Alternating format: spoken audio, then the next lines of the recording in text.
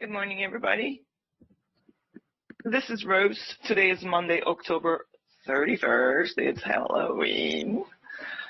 So let's hope the market is not going to give us some scare today and everything's going to be, going according to the plan. Brand new week, last day of the month. So we should have some good news. And let's begin. Hope you guys had a good weekend. And I assume you guys can hear me just fine and see my charts just fine. Oh, and Brad just announced that Daily Blog is back to normal schedule. We're glad to have him back. We have a weekend update made on the blog, but just to give you guys an update, I believe the price is trying to get to 38.92. If it can continue further up to 38.95 to possibly 95.50-ish, it's trying to continue up. So I updated the Globex chart for you. Here's our Globex range. We've been sideways. Updated the hourly chart. I have the last week's range in gray out, and I measured it, and I have my targets, last week's high. We are down here at the moment, back into the last week's range. I'm going to go over the weekly and daily chart, but I'm in a trade right now, so I'm trying to manage that as it goes higher. I'd like to see bulls actually, okay, so they're just about to test the 38.92, although I think they might have tested it. Oh yeah, they have. Okay, so that target was fast, but I think they're going to try to get above it. But let's just see. They should able to reach 38.95. There's a double top bear flag here. But if you're looking at the ETH 5-minute chart, but we should reach 38.95-ish, maybe a tick below, but we need to first close above 38.92 to continue further up. So they're taking profit here because we have, if I go to the 5-minute chart on ETH, you have an outside-inside combo. Outside, inside, right there, okay? So we're basically we got a 1-to-1 target right there. Now, if we do start to close above 38.92, then we might able to get to the 2-to-1. But you have a tight bear channel with 1 pullback, 2 pullback, 3. So for bulls, this was the target. Okay, but really, this is where they need to reach at least. So they're going to have to close above this, and that happens to be 1-to-1 also. And you can see that when you 1 pullback, 2 pullback, 3. So I connected that low of push to that high of pullback to find my, run out of words here, find my projected target. But right here, okay, is where they need to tag. Now, the problem here is that when the projected target comes before the actual target, which is the horizontal target, some bulls get scared, to be honest with you. But if they do close above 1-to-1, we can even tag that, so that could be possible. And then here we have 1, 2, 3 wedge, and then 1, 2, 3 wedge, so nested wedges with higher low, double bottom. Bulls see major trend reversal. They actually want to test here.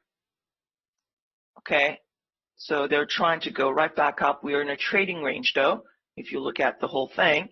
So you can measure the entire range and find your 50% and alternative target.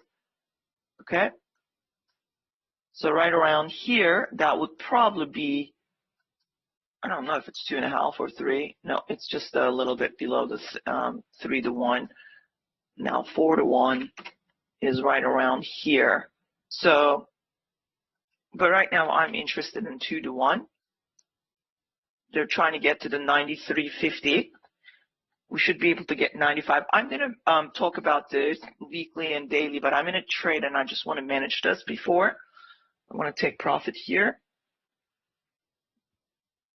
I just couldn't resist the trade. It was just so easy. You can see, right, this bar right here, it's an outside bar, and the inside bar is bullish, and bears could not actually breach the inside bar's low, and instead they actually, the third bar that comes after the outside bar, so 1, 2, 3, or I should say second bar comes after the outside bar, or the first bar comes after the inside bar, ended up being a bull close. And bears tried again and failed, and really nice close. That's your high 2. So high 1, high 2. You can buy 1 tick above it. You can buy the close of it. Your stop goes either here or there, okay? And you go long. You go long for the 1-to-1, and then I'd like to see the 2-to-1 actually test it. It was just too easy to not to enter.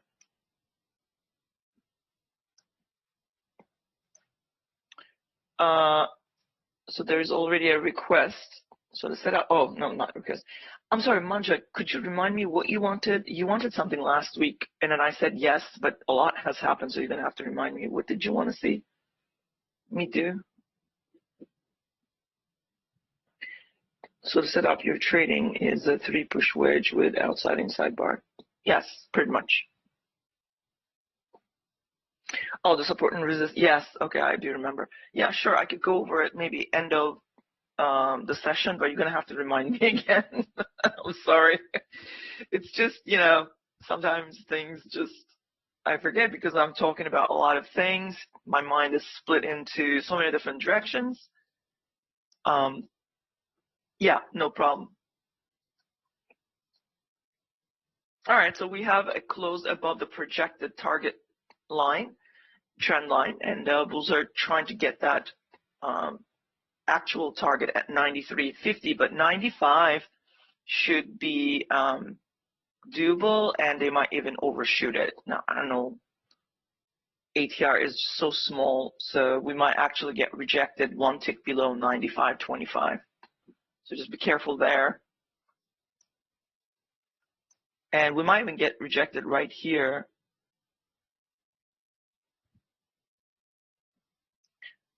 And last week, we had bulls did really, really good, and it was a high 2 buy signal. So here's high 1. Look at the weekly chart here.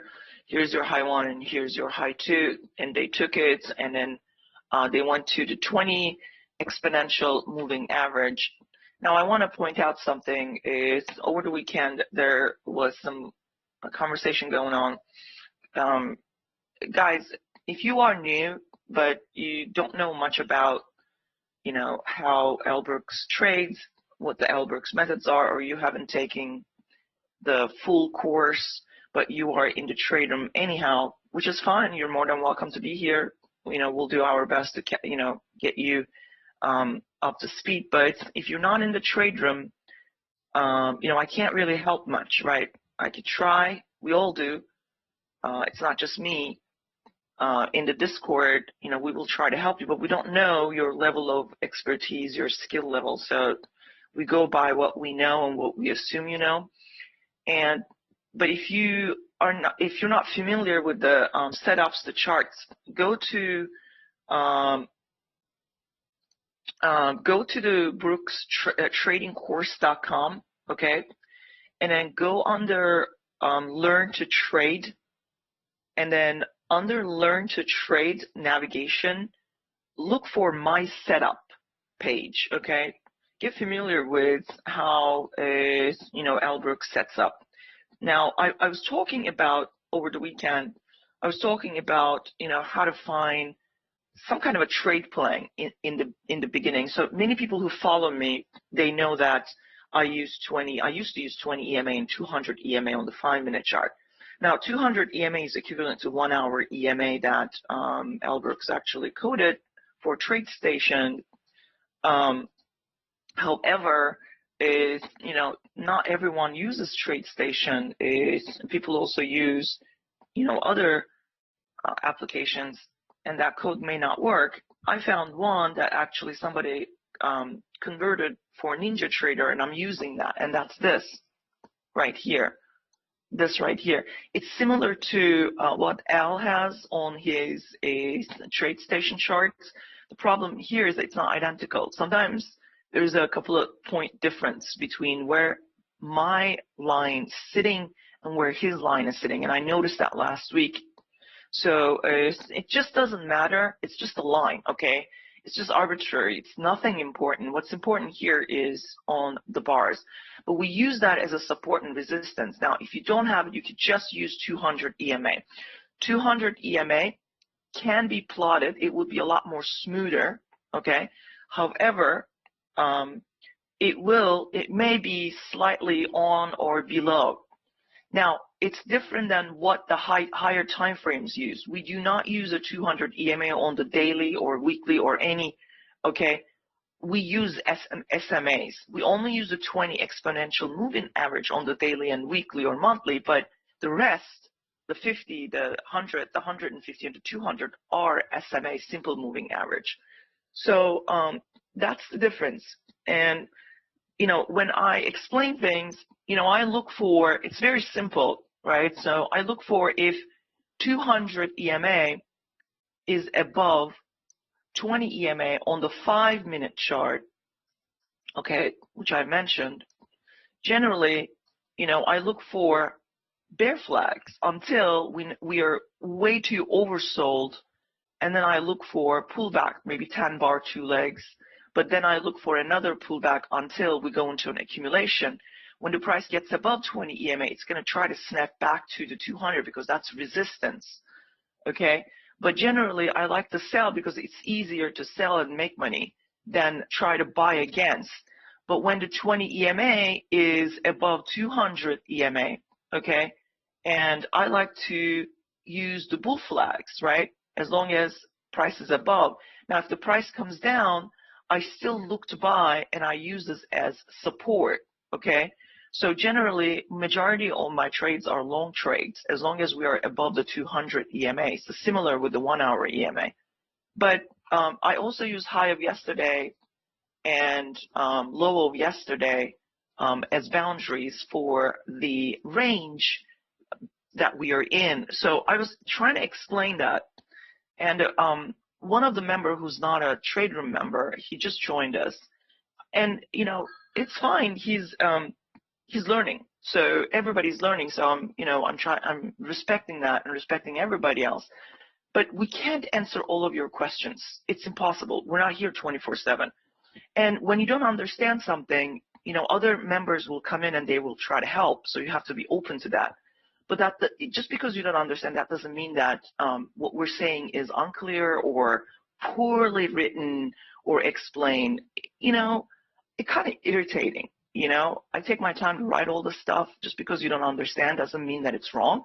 It's because you're behind and you'll catch up. So that was a whole thing going on over the weekend. And hopefully this person is going to catch up soon and join us in the trade room. And then things will be a lot more clear. But until then, you know, try to help him out because he clearly needs help. But anyway, so back to the price action. And so when you see these, let's open up the weekly here. When you see these moving averages, this is exponential 20. This is 10 SMA. You don't need to use that. I just use it for momentum. And as long as the 10 SMA is below 20 EMA, we are bearish. It's a bear momentum until we make 3 pushes, and then we're going to start to ascend. Now, this is 100. The blue is 100 SMA. This is 50 SMA. This gray is 150 SMA, and the black is 200 SMA, not EMA. All right, so that I just want to make that clear. So yes, last week we had a high 2 bull flag and beautiful bull bar. Second time we're going above a prior bar. The first time we went up there, and then this is the second time we went up there. So you know, above that stop order buyers that week close and high, they were waiting, and they ended up buying, and we just doubled that amount almost. So we went back to the magnet, which is 20 exponential moving average. But where we are and what we have left to do is we have not tested this congestion zone midpoint, okay? So right here, there's a breakout. You see that bear bar? First, it broke here. We already tested. Now, even if we continue to go up, there's a breakout. You see that bar's closed and that bull bar is open? Like that, okay? So that's a breakout test, which was tested here. Chances are we will test it again. But really, this right here is a trading range, balance zone, and the 50% of that balance zone, give or take, I'm eyeballing it. That's where the bulls want to continue. Now, bulls see a bull flag, wedge bull flag, right? So 1, 2, 3, or 1, maybe 1, 2, and 3, or 1. I will not count that because we made a high here, so I will count from here. 1, 2, and 3, or 1, 2, 3. So we have nested wedges. We have lower low. They're trying to get a major trend reversal. Okay. So if we end up getting stronger bull bars, okay, the problem here is this right here. But really, they want to get back up here. Now, the bears are looking for a double top, okay, and they want to see this week actually close on its low so that they can get some kind of a bear flag, okay, trigger. So that's what they want. They want this week to go sideways and down and close on its low so that they can sell and come back down to this level that I marked earlier. And even further down, they want a measured move somewhere down here, which we talked about last week. And you can see this area is a balance zone, area of interest. And if they want to sell, that's where they want to go. It's maybe 3,400 area first, which is right here. If they break it, we could end up coming down here, which would be devastating. But what bulls want, they want to continue to close bull bars, okay? And they want to keep going up. And if they do that, that means we're going to completely disregard, okay, this trend line, which we are slightly above it, and this correction, okay, is pretty much over. This would be the correction.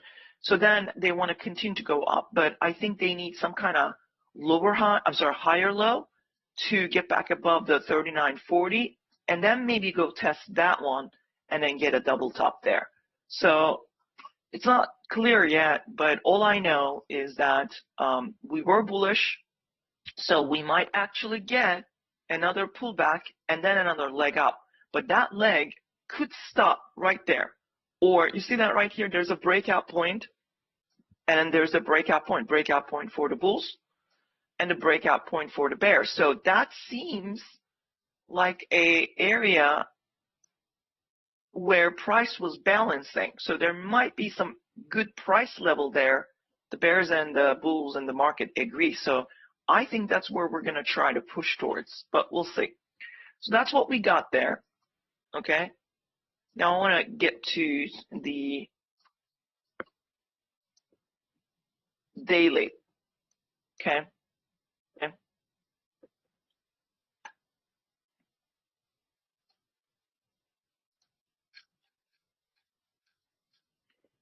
All right, so what do we got here?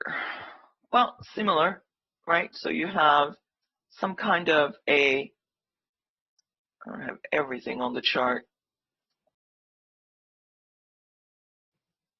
Okay, see this bullishness?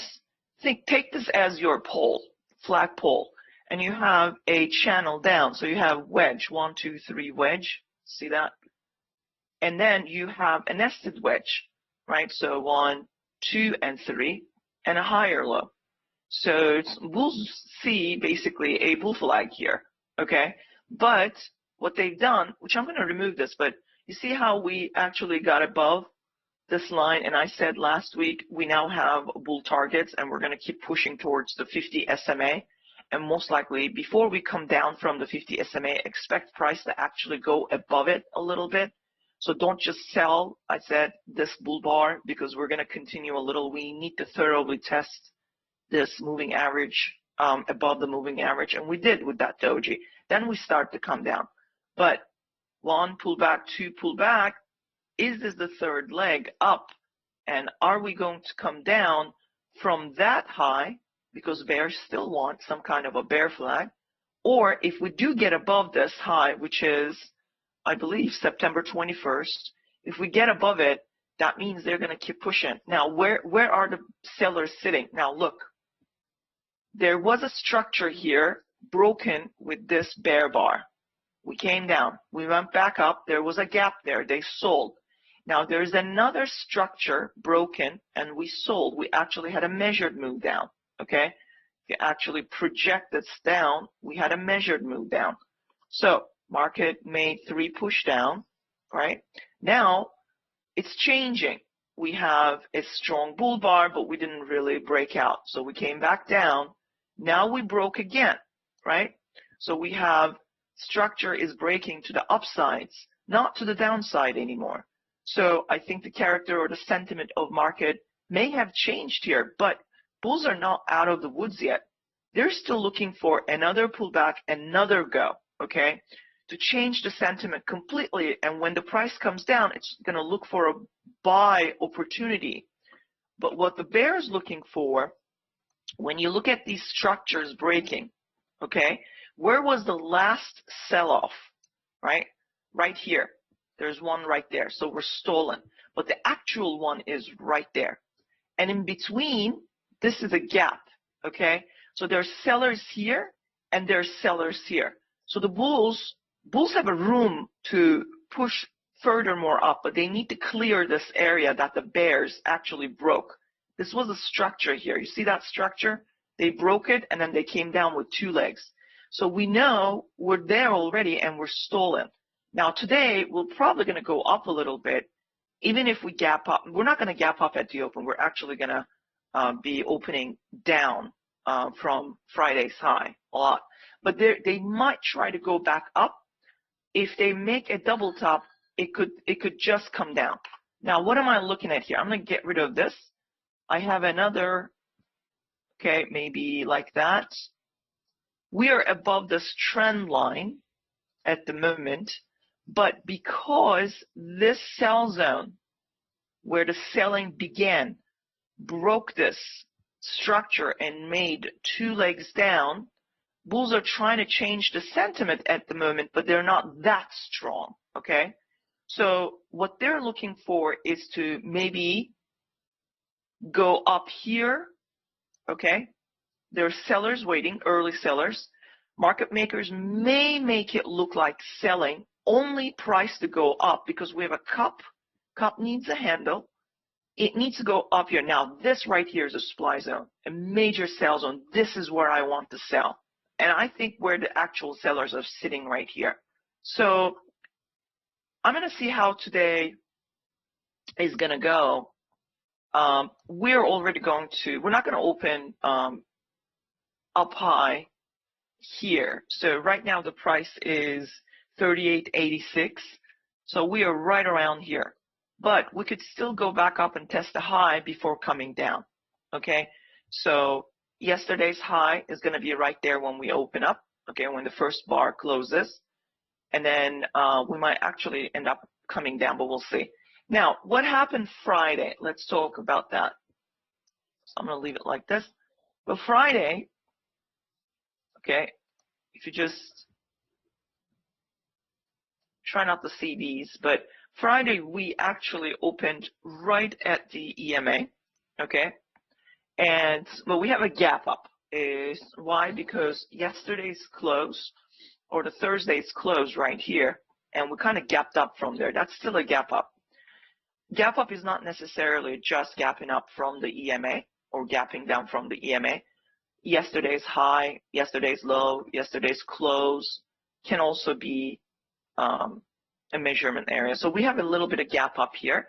Then I said, okay, so this is kind of bullish. And first bar closed on its high, and the second bar, if that closes on its high, we will have a trend from the open. And that's exactly what we had. We continued up, but the buy bars, okay, the continuation bars, bull bars, I'm trying to say, are not that strong. Now, first leg, pull back. We made the second leg, and it was really weak close. So we came down. So I'm looking for some kind of a bull flag or some kind of a double bottom at the EMA, sometime around 10 o'clock. Okay, so that came in around 10:15.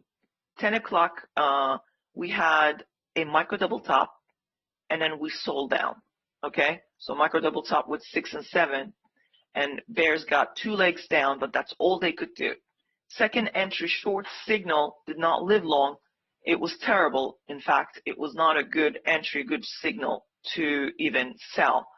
But you see, we went below the bar 8, so that's a second entry. But when the bar closes like that, no one's going to sell that.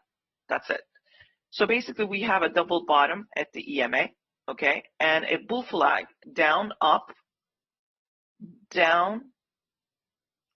another down, up, and down. So you have a miniature bull flag, a wedge there, right?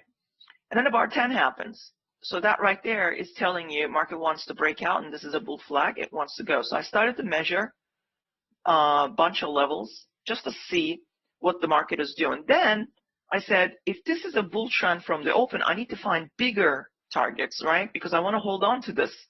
What did I do? I squeezed the chart a little bit, and I saw a expanding triangle.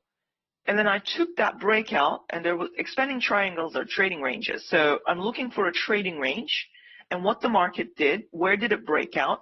Okay, so I see my trading range right there.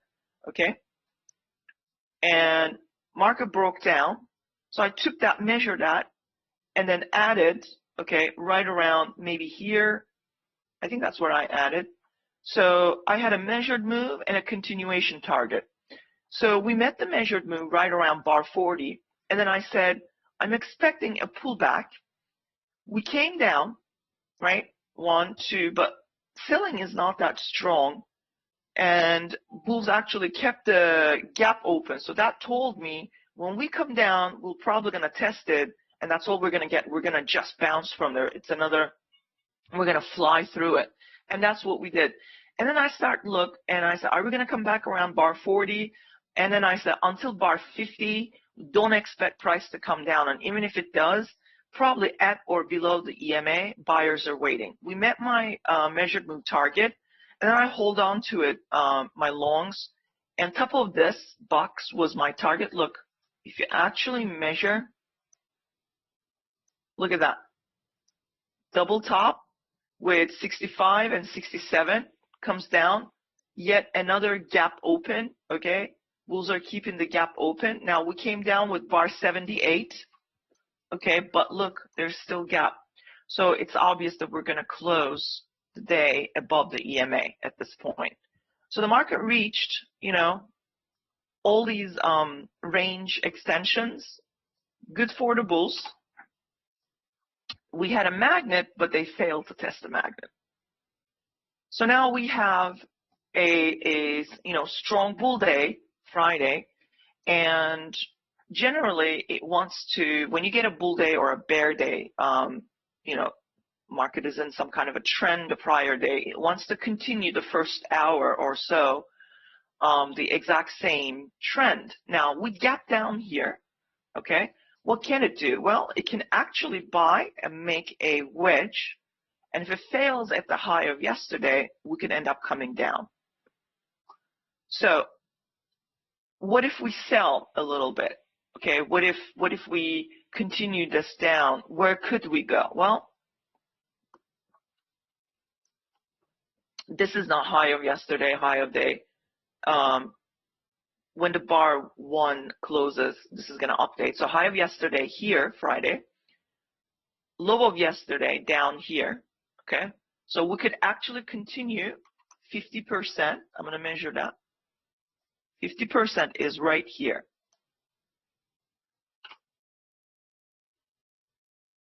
Which is the breakout point. So we could do a full cycle 50% pullback before we go back up again. So I need to wait for bar 1 to close. And if bar 1 is not a bullish bar, that means bears are eyeing this 50% area. Okay. Now there is a breakout point, but there is a balance zone right here. Okay. Might even take it like this.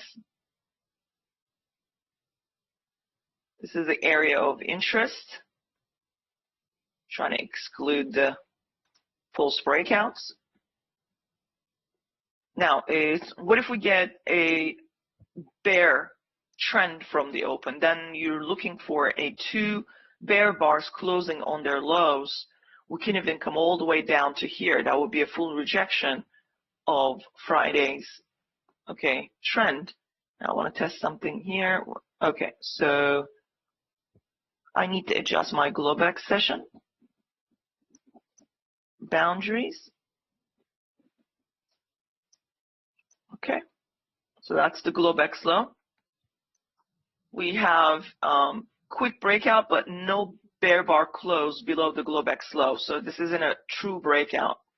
Now, do we have some kind of wedge here? Yes, 1, 2, and 3. Now, Asia is trying to reach the 1-to-1 target, which is this red line right here. Because what they've done is they sold breakout, but they couldn't reach their target. Now, they found some kind of a bear flag, deep pullback, and they're trying again.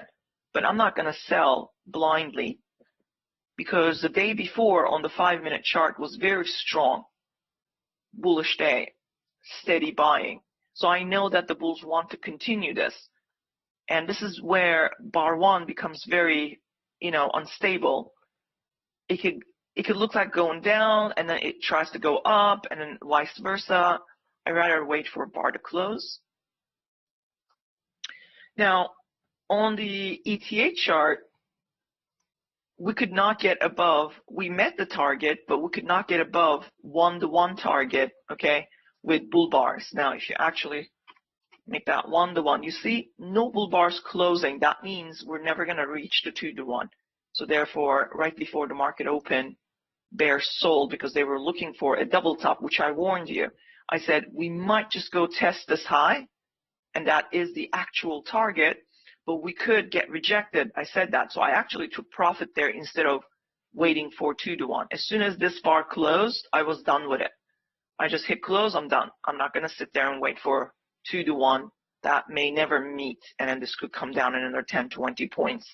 In fact, if you actually measure from here, market made 10 points plus, okay? Or if you measure from here, that's where the selling began. 10 points was right there, and then they started to take profit, you see? So the bears went for that 10 point. So in order for bulls to jump in the market, we need to get above this line, this trend line. We need to close above it, and we need to break above this right here. We could still go back up here, but bulls need to show me that. Otherwise, I'm not interested. Let's get rid of this. And for bears, they want to break below the Globex low. We already tested, but they need to close a bear bar to keep selling this furthermore down. Now, if they cannot do that, I am not interested in selling anything. So we now have outside, inside, outside, and progressing inside bar. Higher it closes, okay, or last second, higher it closes, bulls are going to be more interested in breaking out from the high. So you also have outside up, bullish bar. You see how they're trying to buy now? But they need to close this bull bar above this trend line. Now I'm going to go back to RTH. Bulls need 2 consecutive bull bars, bull closes, to have a trend. So I need to see bulls to close this bar on its high to continue to go up to the close of yesterday. High of yesterday happens to be exact same area, price point. And what if the bar 2 actually ends up overlapping with bar 1 and closes bearish? Then you have a small trading range. But we don't have that right now. So whether you're trading the ETA chart or RTA chart, you can see it clearly. That's what I'm trying to demonstrate by going back and forth. Okay? Bulls need to close above this 93.50. Okay, so let's take a look at the gap down for common outcomes, right? So say you have 2 bars and then we come down and we go again. That will be a 3 wedge top at the EMA, and then a small pullback bear trend begin. Now, this time we have this, but I don't think that's what we're going to be having, because look at the EMA. And we have this, but I don't think that's what we're going to be having, because look at the EMA.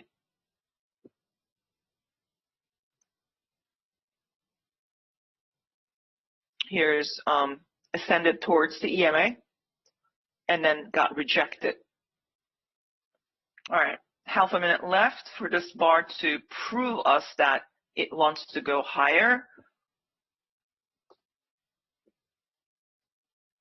Remember, let's take a look at something here.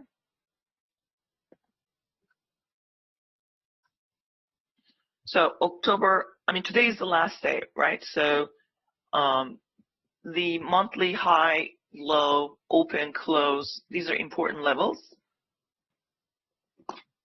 Month's midpoint, last week's high, last week's low, last week mid, these are all important. We have news, 9:45 in about 4 minutes, Chicago PMI coming up, I believe.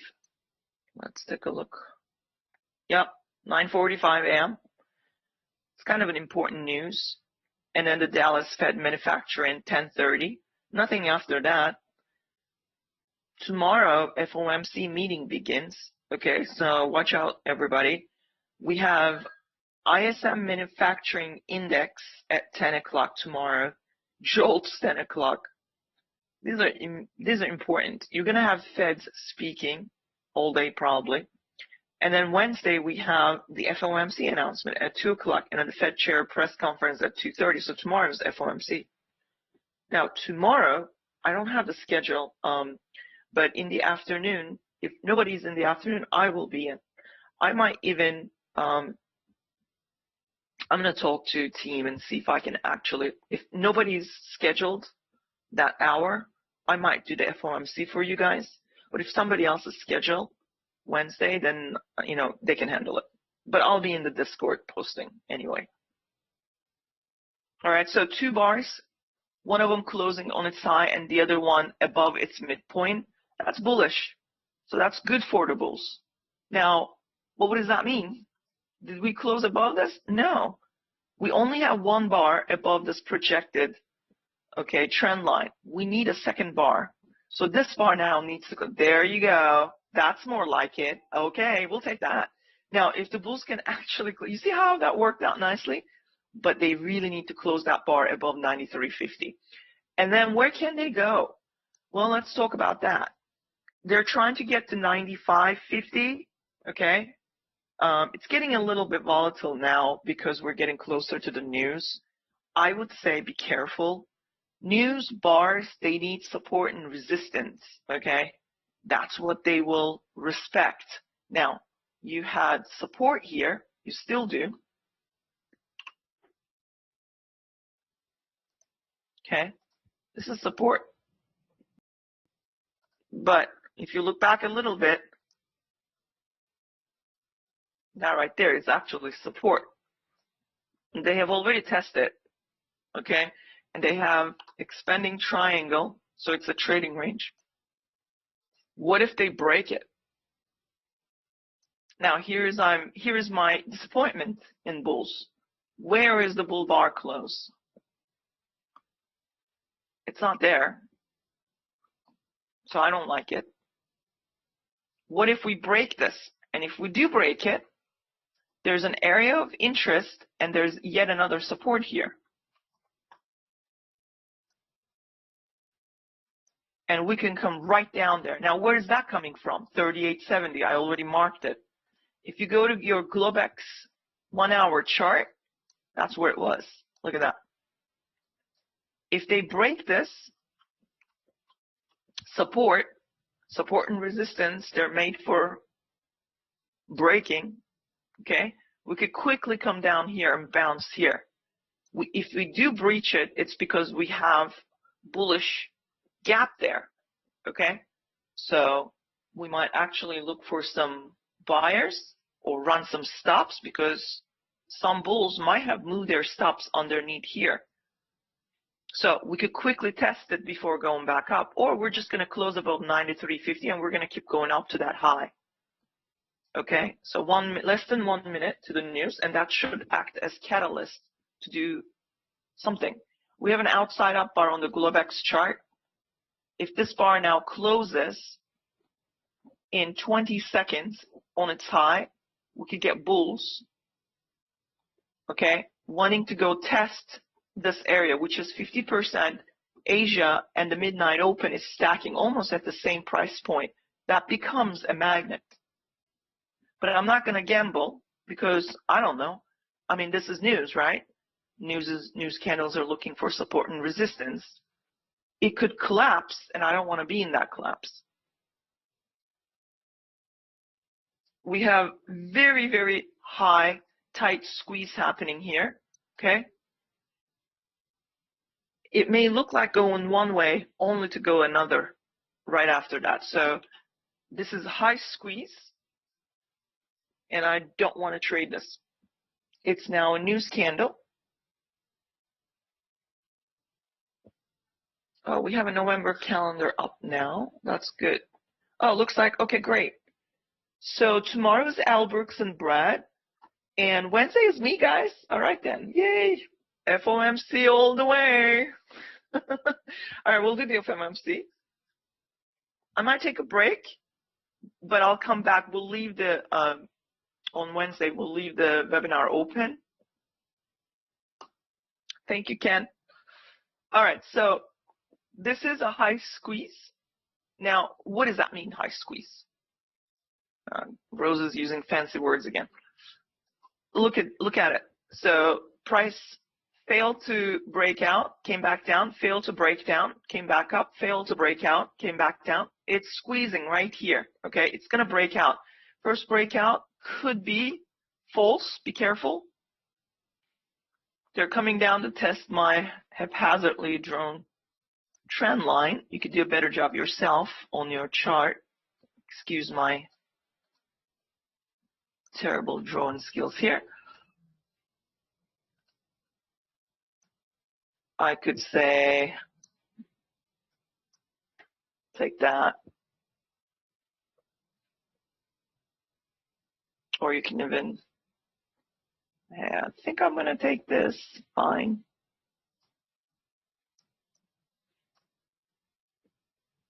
Bears are trying to break below the Globex low, because why? This line right here is 1-to-1 Asia. Okay? Bears are trying to get their 1-to-1 target meet. So they're trying to close that bar beyond the Globex low, or at least go and test that and then go back and close inside the Globex range.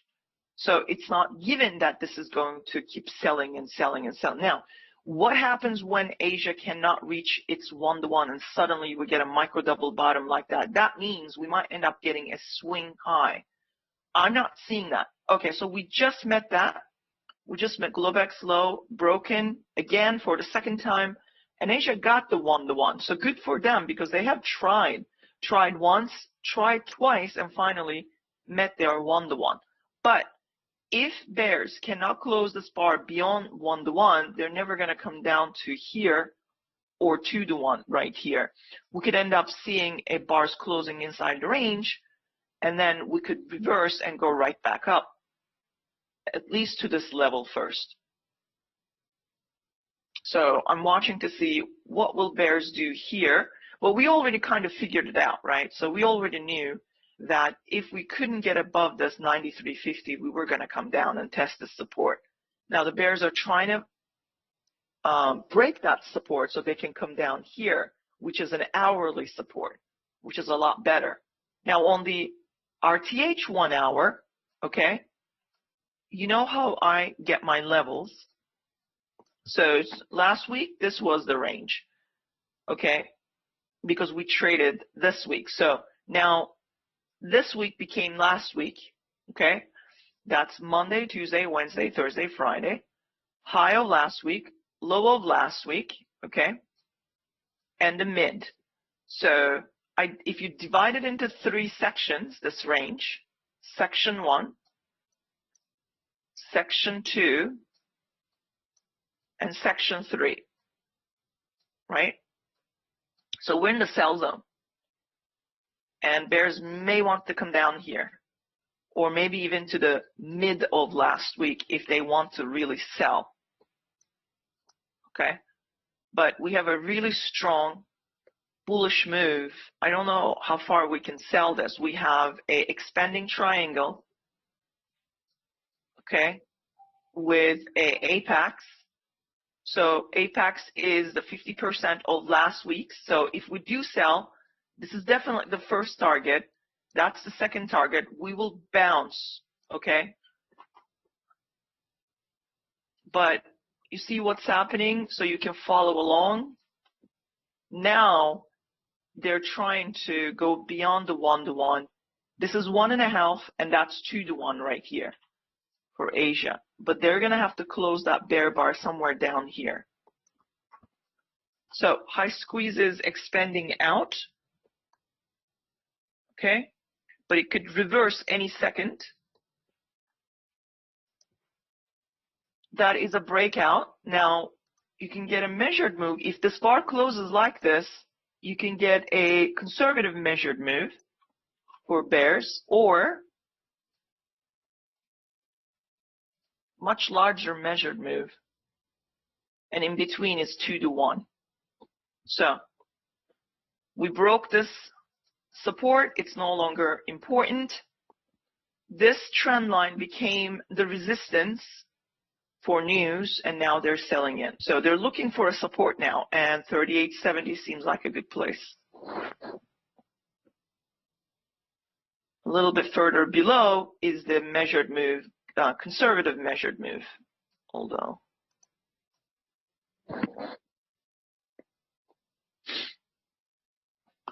So that's how I figure out who's doing what.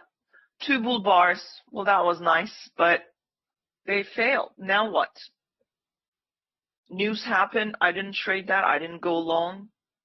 And I started looking at the encyclopedia, right? What did I find?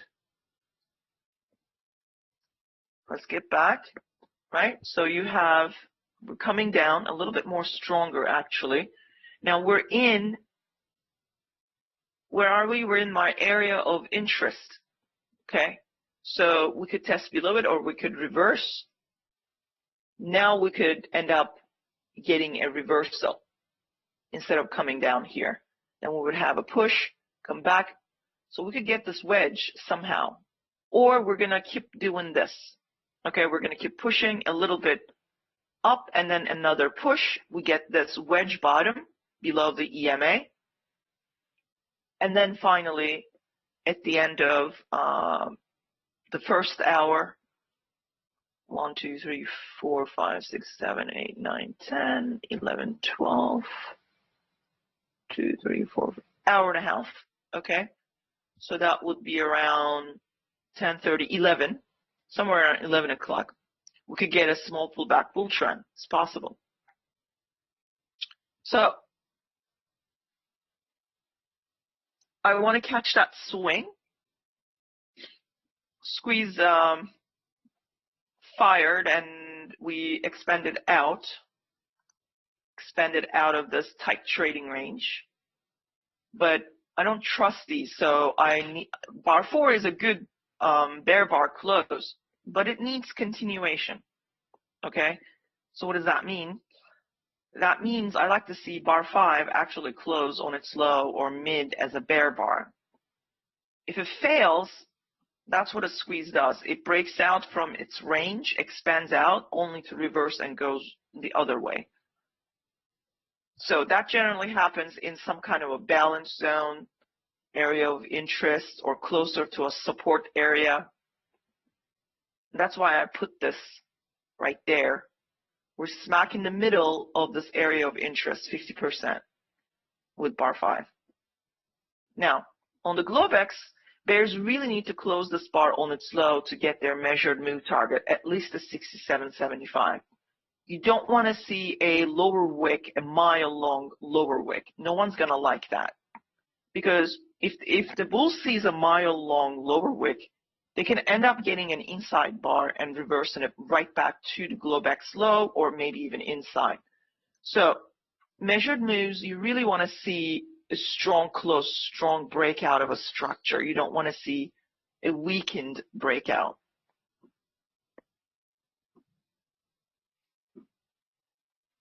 All right, so bar 4 did not get a good follow through. You have a breakout bar 4 and a follow through is weak. So now bears have a chance to sell this maybe high of bar 5. If the bar 6 closes on its low, that means they're selling the very first bull bar they see and then trying to continue it down. Bar 5 is not an inside bar. So for bulls, it's a bull bar, it's a pin bar, it's got an upper wick and a lower wick, but the body is significant. It's okay body, but it's not a strong body. It's not as big as the lower wick, okay? So some bulls will wait to see what will happen at the 50% of bar 5, a pin bar's midpoint. If there are buyers there, they might wait for bar 6 to bounce higher and close higher before they buy. If bar 6 closes near the bar 5 low, that's it. That's basically limit order sellers sold at the upper wick of the first bull bar showed up after a breakout bar 4. So if I weren't talking, I would have put a sell order here, sell order there. One of them is going to get probably activated. And then I would scalp at 2 points and then leave a runner, okay, whatever the magnet, maybe a breakout test point right there, breakout, test, and go. So we might even test here before we go up. My stop would be probably somewhere closer to my entry price, because this area we could bounce, and I don't want to take a chance of putting it up here thinking I'm going to be, you know, losing everything I made and then a lot more than that. So bears should continue down with at least a leg. There's still 2.5 minutes for Globex bar to close on its low to get continuation into the shallow measured move target at 67.75. But we now have, okay, I like to see another leg so we can make that wedge under the EMA before we start to go back up to the EMA. This is not as strong as sell at the open, okay? Why? Look at the first 3 bars, and then look at the breakout 4. If this were to be a good sell opportunity or it's a trend, bear trend, you would want to see bar 5 to be a bear bar, continuation bear bar with a strong bear close, at least down here with a bear body. Now, you got this nonsense, everybody got confused, and then you got this nonsense, everybody got confused even more. So you got bull move and a bear move, and the bears have a little bit of breakout, so they're trying to get some kind of continuation to their money's worth. They're like, we're sold, so let's take profit at least. So that's what they're trying to do. So this could go back up yet again. It's not that strong. So where can this go? If the 5-minute bar closes on its low, bears are going to try to target 38.70-75 area. 38.70-75 area.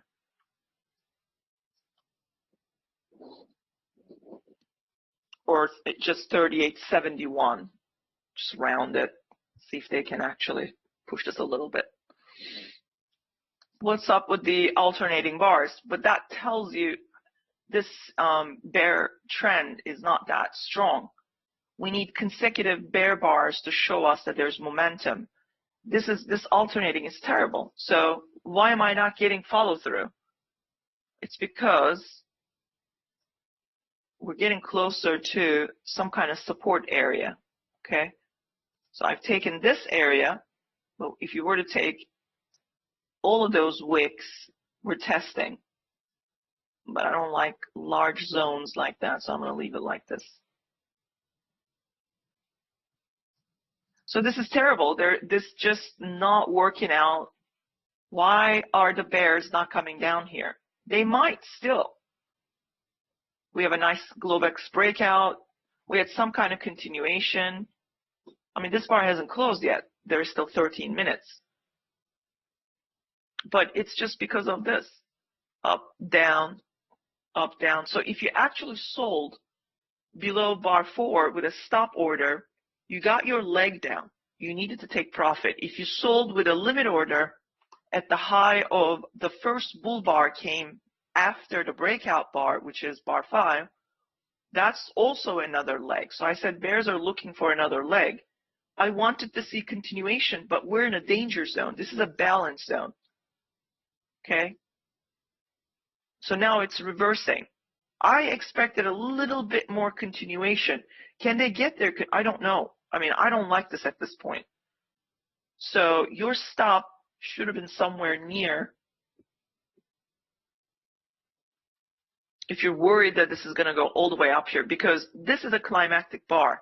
Climactic bar 50 point, midpoint 50% area is magnet for bulls. They always want to go and test and eventually break above it, and so they can go and test the starting point of that climactic bar. Because they see a terrible follow through, they being the bulls, and they want to close these gaps, so they're going to target this midpoint. So this is where I get whatever I can if I sold and get out of the market if this bar 7 closes on its high. Now we had, I think, another news. No, that's 10:30. Dallas Fed manufacturing, that's around 10:30. But if it closes somewhere down here, then that's fine. We could still get that continuation. If your stop is up here, that's even better, okay? Because now you're looking for 3-bar breakout measured move target.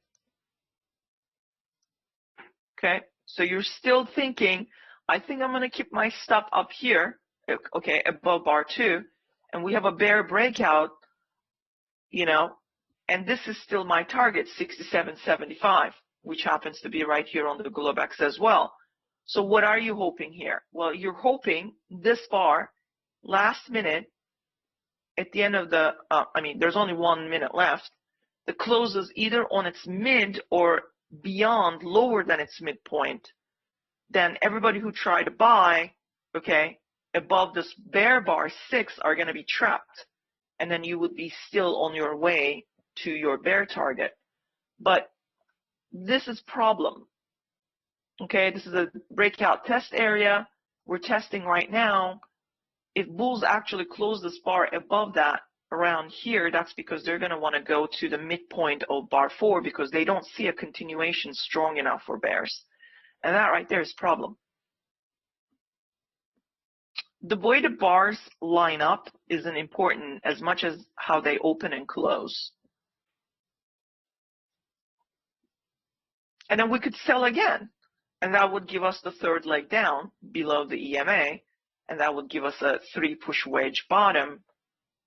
That's the one that I'm interested to buy.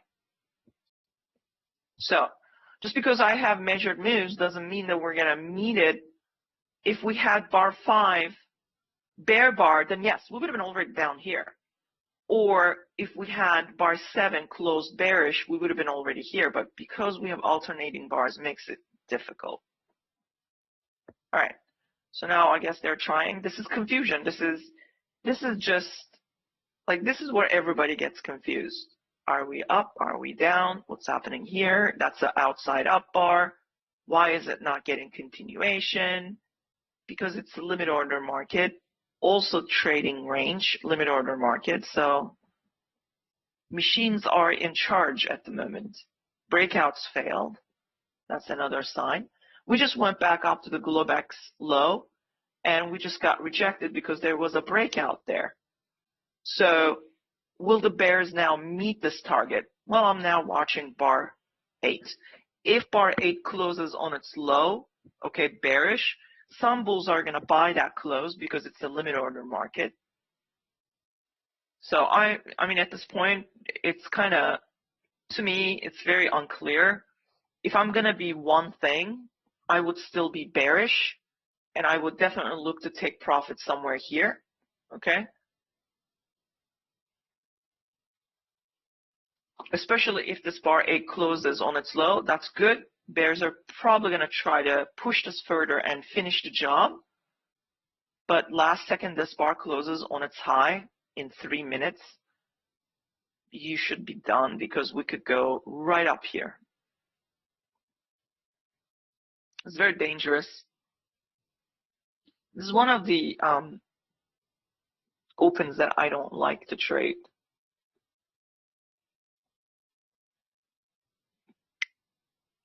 And I sit around and wait about 12 bars just to get a clarity, because at the end of the 12 bars, you're basically either going to see a really strong double bottom or double top or triple bottom, which is wedge, okay? And then you can make assessment of, okay, so I think, you know, I can look for a swing trade now. But if you did sell, then you're basically eyeing the 67.75. So I'm going to wait how this bar closes. I think they're going to keep pushing. Bears are still trying to get to the 70.75 area, or 71 if you want to scalp. See if they can make it. Some bears are trying to further push this down to 67.75 to 65. Why 65? It's magnet, which is the 1 hour EMA. Okay. If you actually have 200 EMA on the chart, let me see if I can. So that's the 200 EMA. You see how it's similar? It's just a give or take a little bit up or down, but it's the same thing. So it will act as support. So we might, and it happens to be aligning very well with the shallow measured move target, if the bears can make it. We have a gap down bar. Look at the bear bar on the 5-minute chart. What do you see? That's a gap down open. That means bears are trying to fill that lower wick bar 8, and they're trying to get down to the 38.71 or 70.75. Now, could we bounce there very quickly? We could. But the goal is to really get to the 67.75 or maybe further to magnet 65. So if I can, I will scalp the 71, and then I will look to see if we can get a continuation. And my stop will be up here. Bulls, though, they want to trap the bears, okay, because they now see a wedge up on this, down on this, up on this, down on this, okay? And then they're trying to trap the bears and reverse it right back up, okay, to 3,900 and then further more higher. It's very dangerous. This is why I don't like when a day before was a strong bull day and you're trying to sell something that may actually trap you. Now, why is that a trap zone? Again, balance zone, and the bulls actually broke out pretty strong, so there might be some buyers here. Buyers maybe underneath the 26.32 area, okay? Or right here, the entire range of 32 is basically, this whole area is a buy zone. We just couldn't find a good buy signal bar, the second one yet. The first one was bar 7. So that's the first try. There will be a second entry, probably buyers.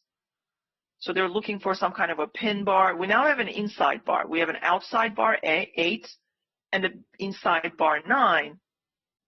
And they're trying to now get some kind of accumulation and maybe reverse, but I don't know yet. The bar, inside bar hasn't closed yet, so I don't know what it is. I cannot call it inside bar yet. So the bulls are trying to buy for the second time, but we're below the EMA. We have magnet here. We have a kind of a bear flag, right? So it's an expanding triangle. Bulls want to actually close above this apex and go test that. And the bears want to trap the buyers here and come back and break down and have a third push. So we have a limit order, 5-bar limit order. I did say that if bar 8 closes bearish, there will be machines wanting to buy the close. I said that. And look, right there, we did gap down, which was actually exciting. But when you sell something in a limit order like that, just not going to get continuation. I really wanted to see bears come down here. But again, I'm failing. I'm not able to get my target still because limit order is not done yet. Limit order market, the machines are still dominating here, and we have no breakout. So when something is wrong with everything, it's either you are in a limit order market, you're trying to sell with a stop order or market order, and you're not getting what you want to get, which was my scalp was 71, 38.71, and I'm not getting that. So bears tried once, bears tried twice with bar 8, failed. Bulls tried once, and now bulls are trying for the second time. Bears need a bear body, but this is really now strong, a bull body. Now, can the bears sell again the close of, yeah, they will probably try again selling the machines, but at this point the bears tried twice and they failed. But they will try to sell regardless because it's a limit order market. So what do?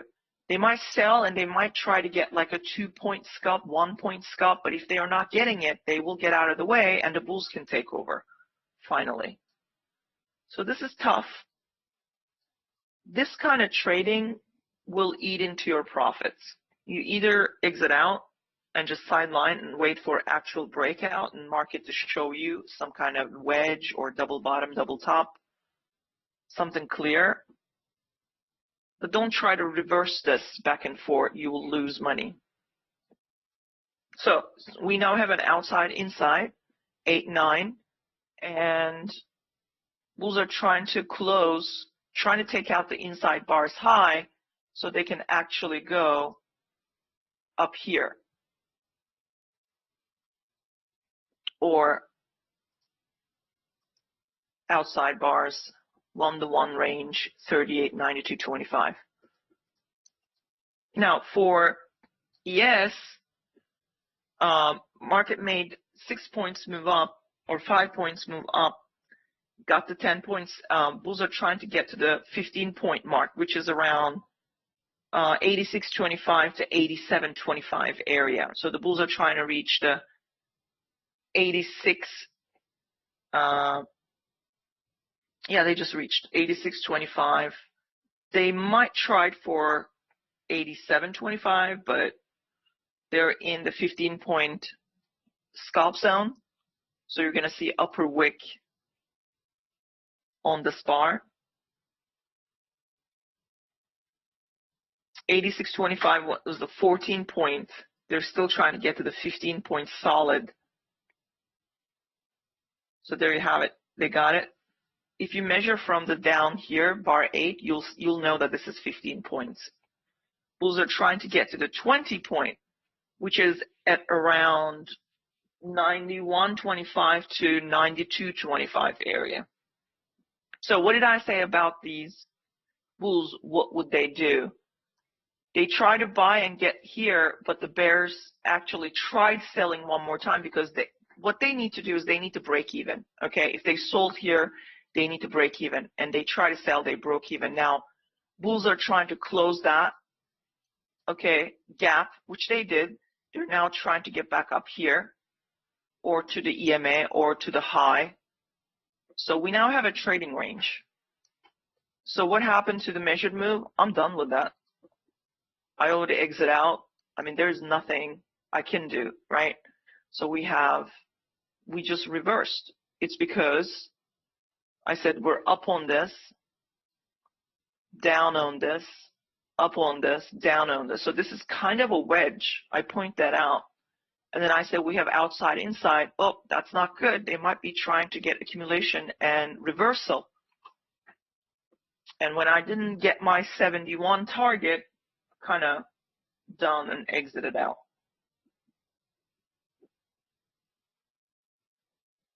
Can they still sell and come back down? Well, they're going to have to show up here. The bears need to show up here now. And what they can do is they might bring it down to here again.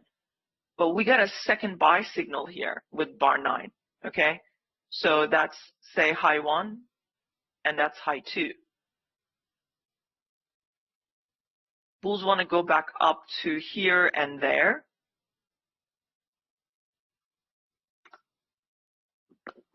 We would end up getting a double top. And bulls see some kind of a wedge bull flag, so they actually want to get back up to these highs, have a little vacuum to the high. That's what they want. So I'm no longer interested in any of this. I don't have consecutive bear closes below the Globex low. I need to see that. I didn't get that. So something's wrong with everything. We now in some kind of a trading range. We have another news coming up, 10:30.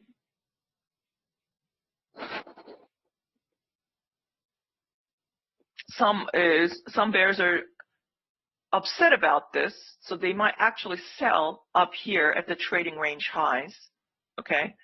But you now have a bull gap from above bar 9 to the low of bar 11. Bulls want to get to the 20-point area. I measure from here. That's 19 point, and 20 is right there. So they could continue to push this. Or we're going to get bears showing up here, but I think it's too early to show up. I think they might show up right up here.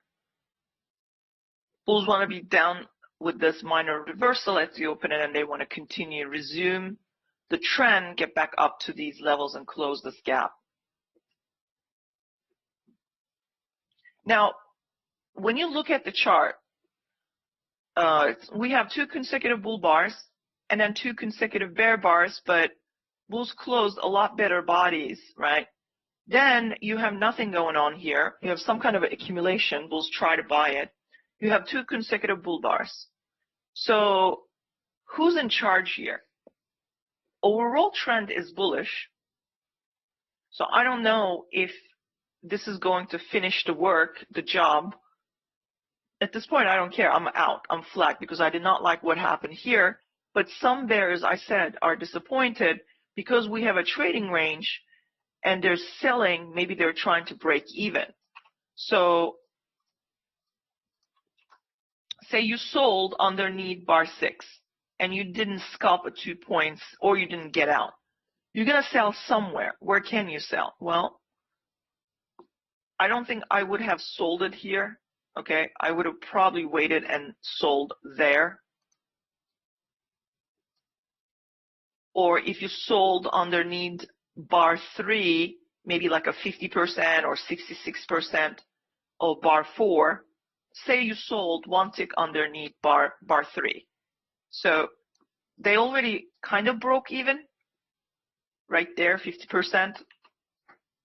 Okay. But that's not where I would have sold. I would have probably sold closer to here. So I would probably lose my chance to break even there.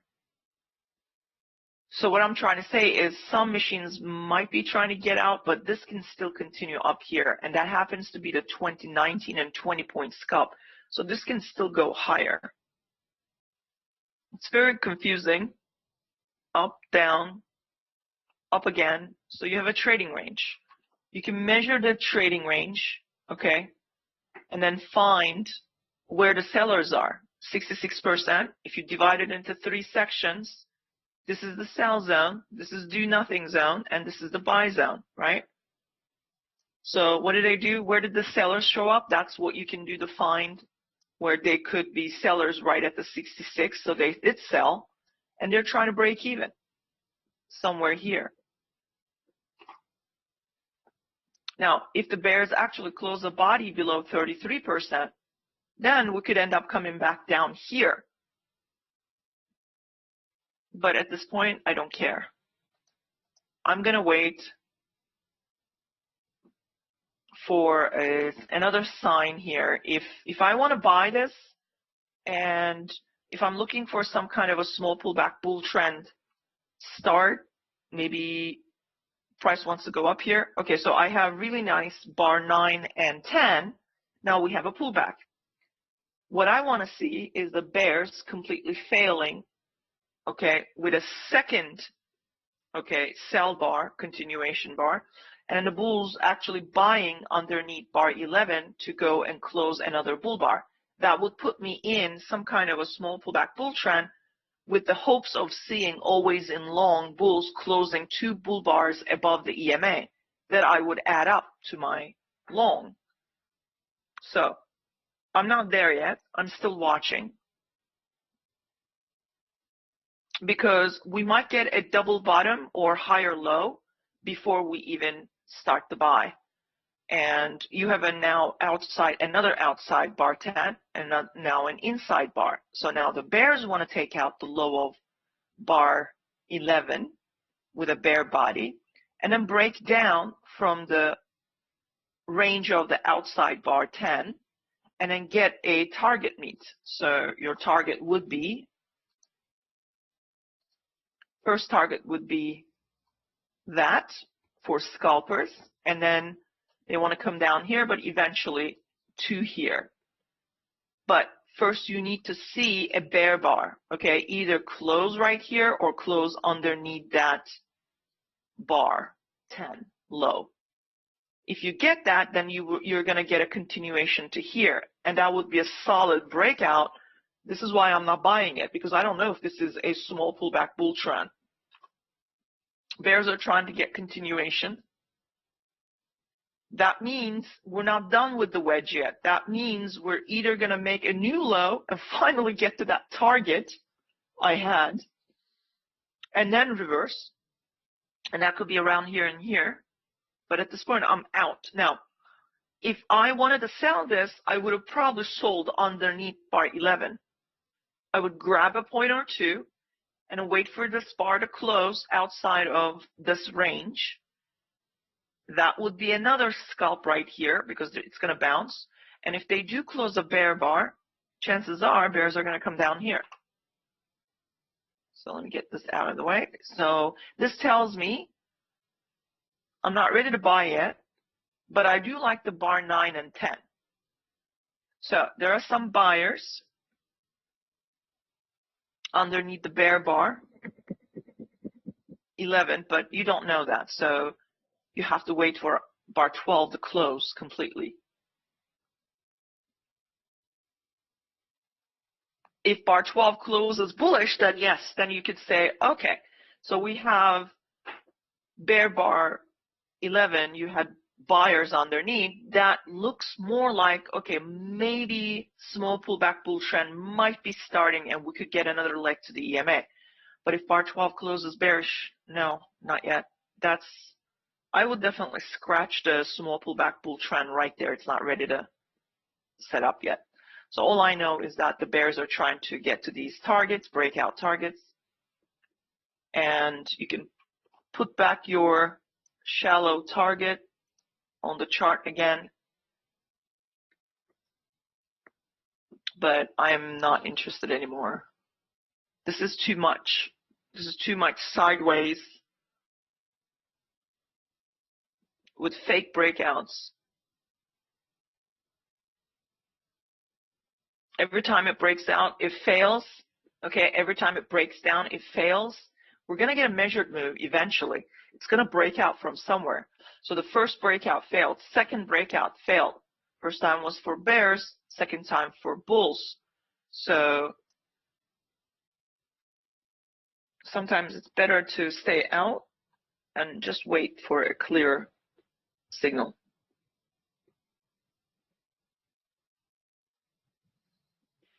We have the Dallas Fed Manufacturing Survey coming up. Less than a minute left. That could play a catalyst for for these bears to come down and test here, or they're just going to trap and go higher. Okay, that's a good close. That's a good bear close, but it did not close below this level. Bears really need to close bear bars down here. Body closed nicely. It might still continue down, but because it failed to close below this minus 2360, it's going to struggle now. So you have two bull bars and two bear bars. More confusion. Nobody knows what's going on here now. So the one thing that I can see, I see wedge here and a higher low, which I said if bulls want to buy this, now they need a higher low. And they need to start closing stronger bull bars to resume what they're trying to start, which is a small pullback bull trend, and eventually turn into a always in long if they can get to the EMA and close above it. But I don't know. I'm not ready to buy this. I don't know if this is a higher low. I don't know. It's just confusion all around. Now we have two consecutive bear bars below the Globex low. So if I'm going to be one thing, I'm going to be bearish because we broke out of the bar 10 range, okay, and the bears are trying to get their one-to-one target. They're trying to get to 3870 area. But first they need to close a bear bar. Then they need to come down and test minus 6180. Then they need to close below low of day and make a new low. Then we could continue, yes, but it's just too unclear. Now, another thing that we have going on for bears is the magnet. The nearest magnet is the 1 hour EMA. So, and then you can see 1 hour EMA is right there. I mean, I think we're going to test that. And in fact, we could even go and test beyond that, which is 6550 areas, which is, we could test 65. I don't know if I measured this accurately, but we could end up coming down still here. So if I'm going to be one thing or the other, either I'm flat or I am short. And again, all this is happening, get rid of this. All this is happening, why? Because we're in this area that I deleted earlier, right? So this is area of interest, just about. So the bulls are trying to maybe get a double bottom here and a higher low if they already see a wedge, or they're going to complete a much better wedge structure, okay? And then they're going to go with a small pullback bull trend. So I'm not ready to buy. 3 bear bars. Still no bull bars. So I'm not, like I said, I'm not ready to buy. Bears are trying to get to at least this 3870. They're going to have to do a lot better here. And they need to hurry up. Or to 1-to-1 target, measured move target on the Globex. And another quick test would be 3875 or 3871 as early. but we should get at least down here at this point. This isn't the low. We need to make a new low. That would give us that wedge. And that's why I said, if I'm going to be one thing, I'm either going to be flat or short, but very short term. Okay, because I'm worried about this. Buyers are here. Now for bears, if you actually measure from here, that's a 19, almost 20 point, right? So they're trying to get a 20-point scalp. Now, if you measure from here, that's right there, 20 point. If you sold underneath that bar, look where you are. So bears couldn't make a 10-point scalp yet. Can they push? If you sold underneath 11 and you're measuring, they already made a 5-point and bounced and took a little bit of profit. They're trying to probably try to get to the 10-point. If you measure from there, that's your 10-point. Trying to give a 1-tick difference. Okay. And if you measure from here, that's 20-point right there.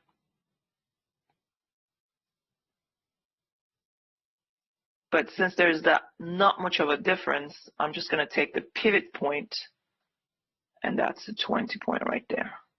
So somewhere here, I like to see bears come down and test it.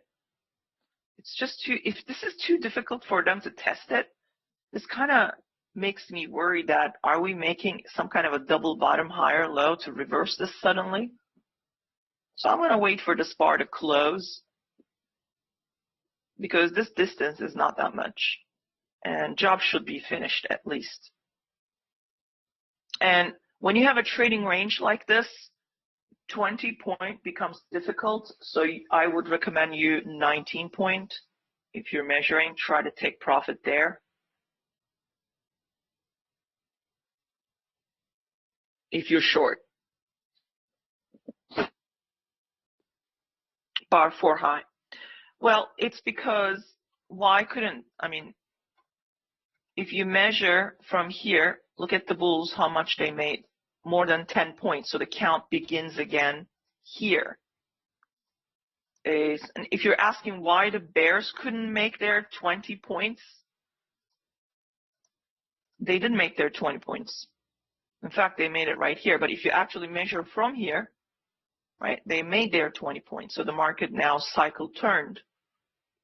They just couldn't go beyond 20 points to get a trend. And I explained why that trend bear trend was so weak, because you got 2 bull bars, 2 bear bars, confusion already.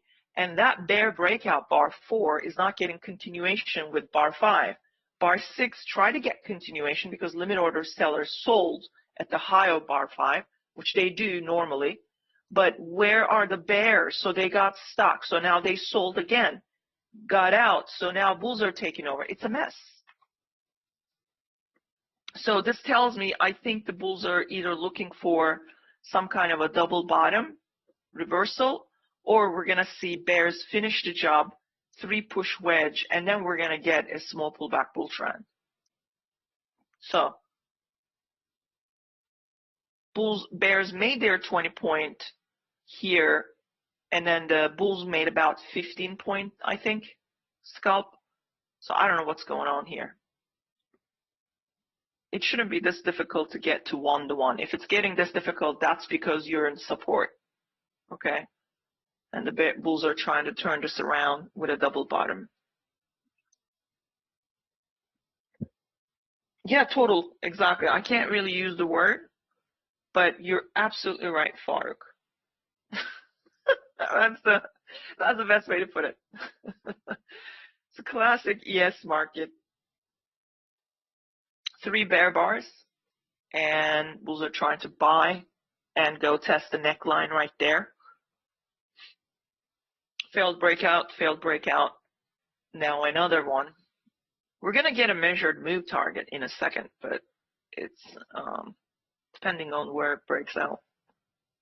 Now, could this be a pullback and sell for bears if they think that this is too low? Now, if this move is not 5 to 6 points long, they can. That's a lot more than 5 to 6. So bulls are trying to get to a 10 point.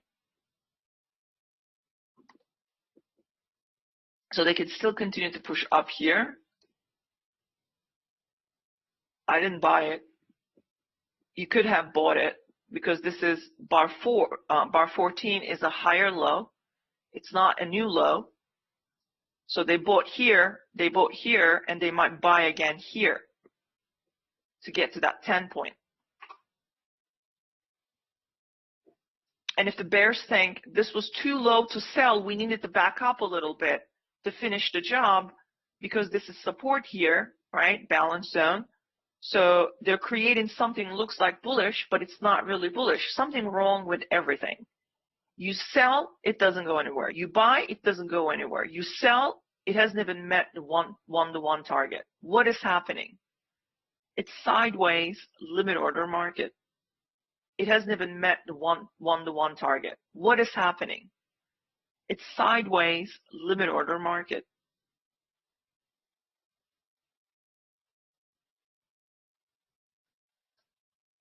Bulls are trying to get to that 10 point. Just measure from the low of bar 14, and then you'll see that their 10 point is right around, I think, 38.8350, or 5 point if you measure one tick above 14. So buy stop orders, bulls bought one tick above because they might see high 3, okay? Or, yep, so they're basically just scalped 5 point here. What does EL mean? I'm sorry, I don't recognize that. First entry long, is that what you meant? Okay, I think that's what it is. Yeah, I mean, it's not first entry long per se, because they were entering right here. First, second, and that's the third. Now, I'm no longer interested in counting this anymore because why? If I measure from here, that's almost 10 points. Bulls are able to print a 10-point move. That's tough. So that's tough for bears. So this becomes now, is this a higher low double bottom and the bulls are trying to get to the neckline and then have a measured move up? It's possible.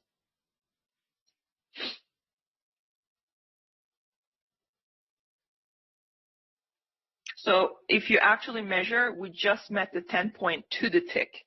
So now they're taking profit. These bulls who bought one tick above 14, they're taking profit because they also made, if you measure from the 14, that's a 5 point. They might be trying to get 10 point if you measure from above 14. So can this go further up? It's possible. Where can it go? It could go up to 38.89 or 38.90-ish, or maybe even test of 38.90, 175, 92 area. So, yeah. Or the 15-point, 14-point zone, somewhere at 87.50, they could test and scalp.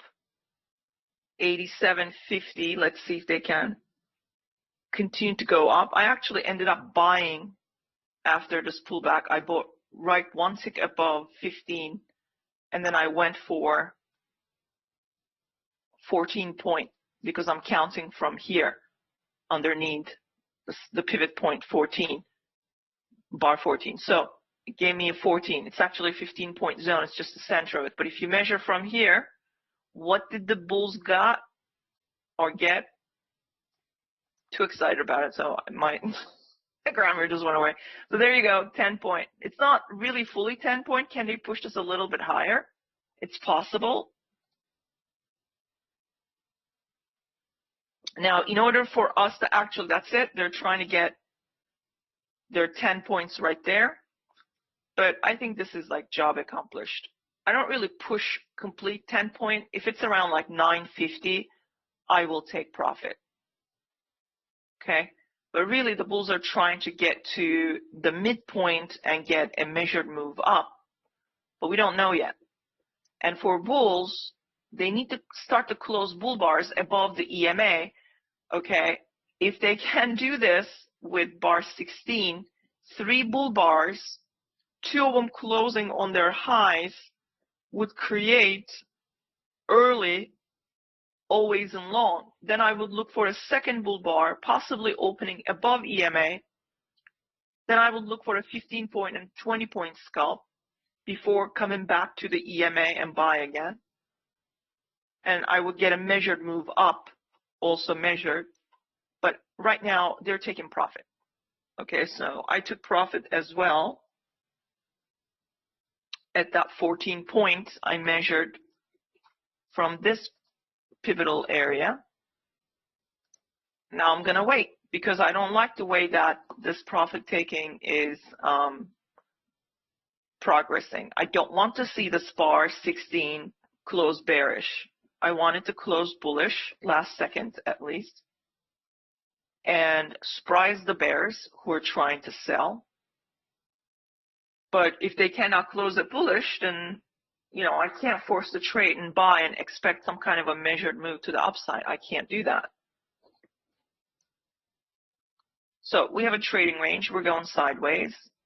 It's also a triangle, if you have noticed. So we need to test this for the third time. We have kind of a 3 test, 1, 2, 3. So now we need 1, 2, and 3. Okay, so let me get rid of that. This is still profit taking. But if these profit takers cannot find any sellers here, meaning no bears are joining, okay, it's a good close this bar 16. Bulls can still take over and push us further up to the neckline, which is right here. We failed to test the neckline at 88.75. But we also failed to close above the EMA as well. Failed to close above the EMA as well.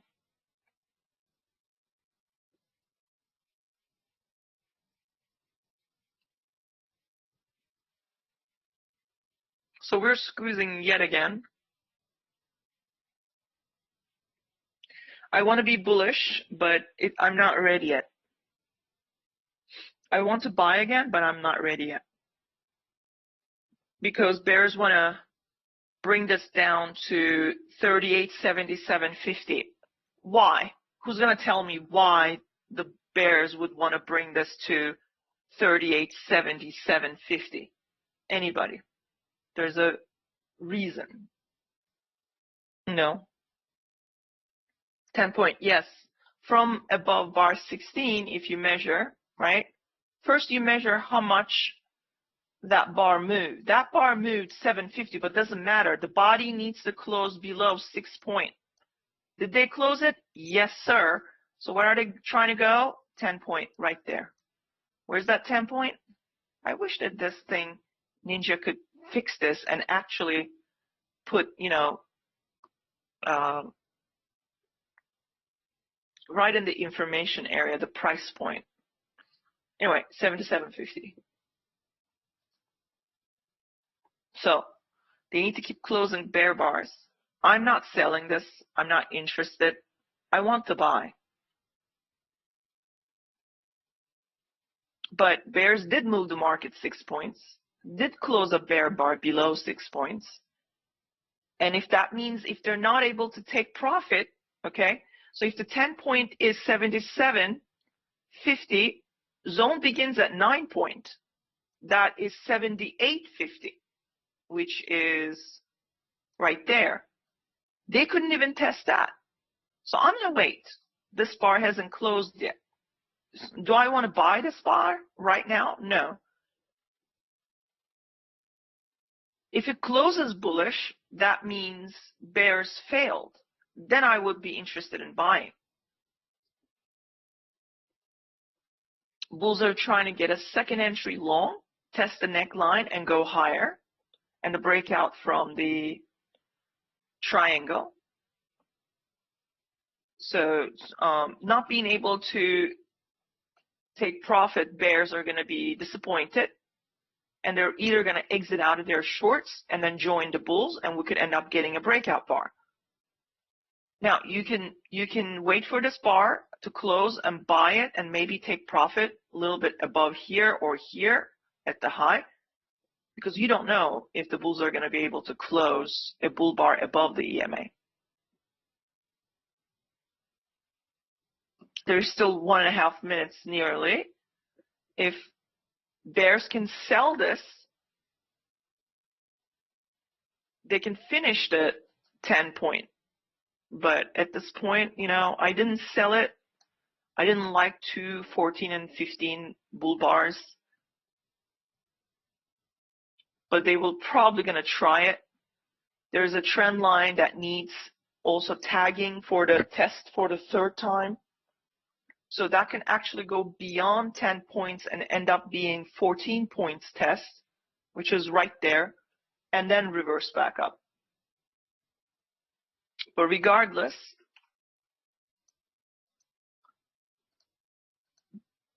bears are trying. They're trying to surprise the bulls. That's why I said I would not buy that bar 17 while it's progressing. I would either wait for it to close bullish, then it would become a second entry long, possibly. It would be high close, but I don't see it. If you were to enter while that looked like a bull bar, you would have been upset right now, because you're completely disregarding that these bears are trying to get their 10 point. Today's a mess. It's very difficult, so I'm trying to do my best to show you guys why they're moving and bouncing. I'm counting points at this point. And that's the only way I can trade and make sense of this nonsense. So it's a triangle. It's going to break out from somewhere. It's just taking its time. Could it break out to the downside? Well, we tested the EMA, and bears really need to break the bar 8 low with a strong bear bar to get their measured move. Okay? Then they can sell still. This becomes the magnet, might be even the 20 point. Okay, watch. That's 21. So the 20 would be right around there. Okay, so as price gets closer in a tight trading range, they got the 10 point. Now, in order to get to the 14 point or 15 point, they actually need to close a bear bar. Who's going to tell me where? Where do the bears need to close that bear bar to continue to sell into 14, 15 point? Very specific. Alex. Alex, I got this. Everybody step aside. I got it last time. I got it this time. No, 1175. Manja got it too. Why? Why 1175? What's the significance of 11?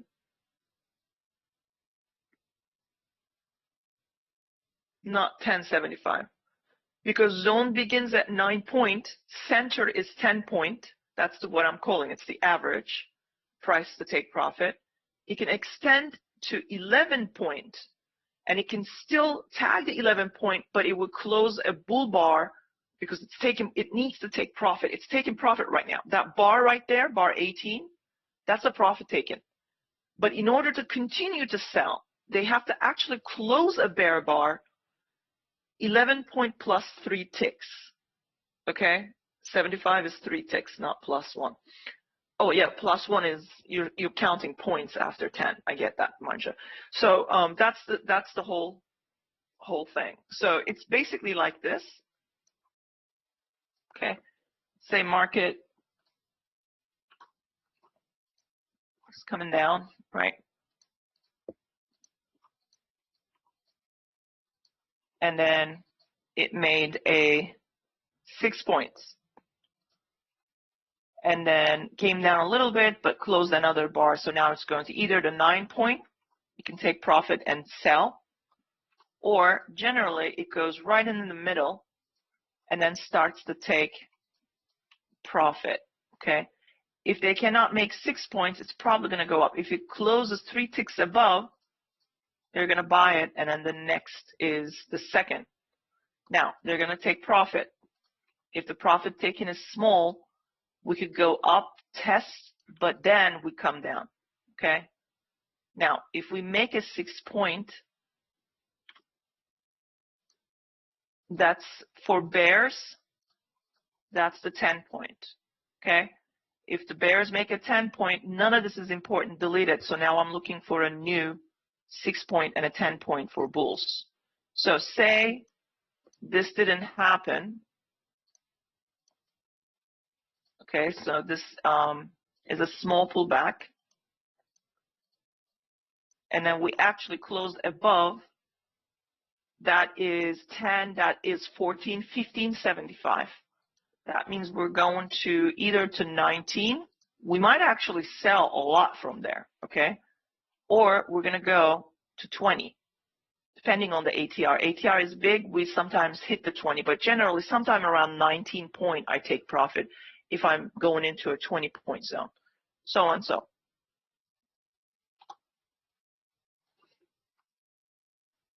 Okay.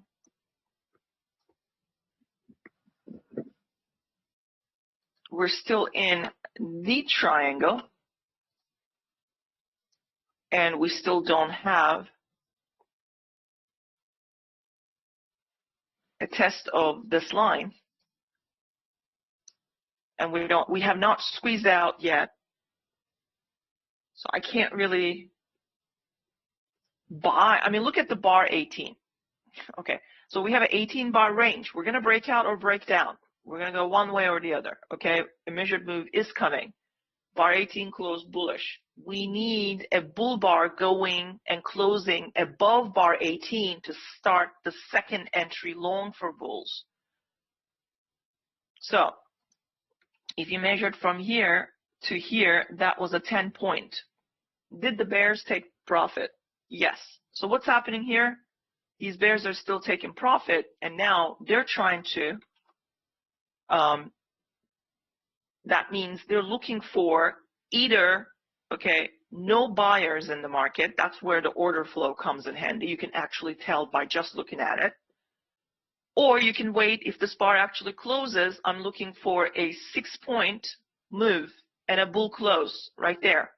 If this bar actually closes above that 6 point, these bears are going to be like, oh, I think we need to get the heck out of this market because we may not come down to the 14 point if this bar closes up here. However, you don't need an order flow if you follow what I'm explaining. If this bar closes below 6 point and another bar suddenly turns bearish, that means we're coming down to the 14 point, okay? So that's when they're not going to get out of their shorts. But if they see this bar closing like that, they're going to be like, let's get out because this isn't stopping. And there are no bears here in the market. So now bulls are going to then make a 6 point and then 10 point.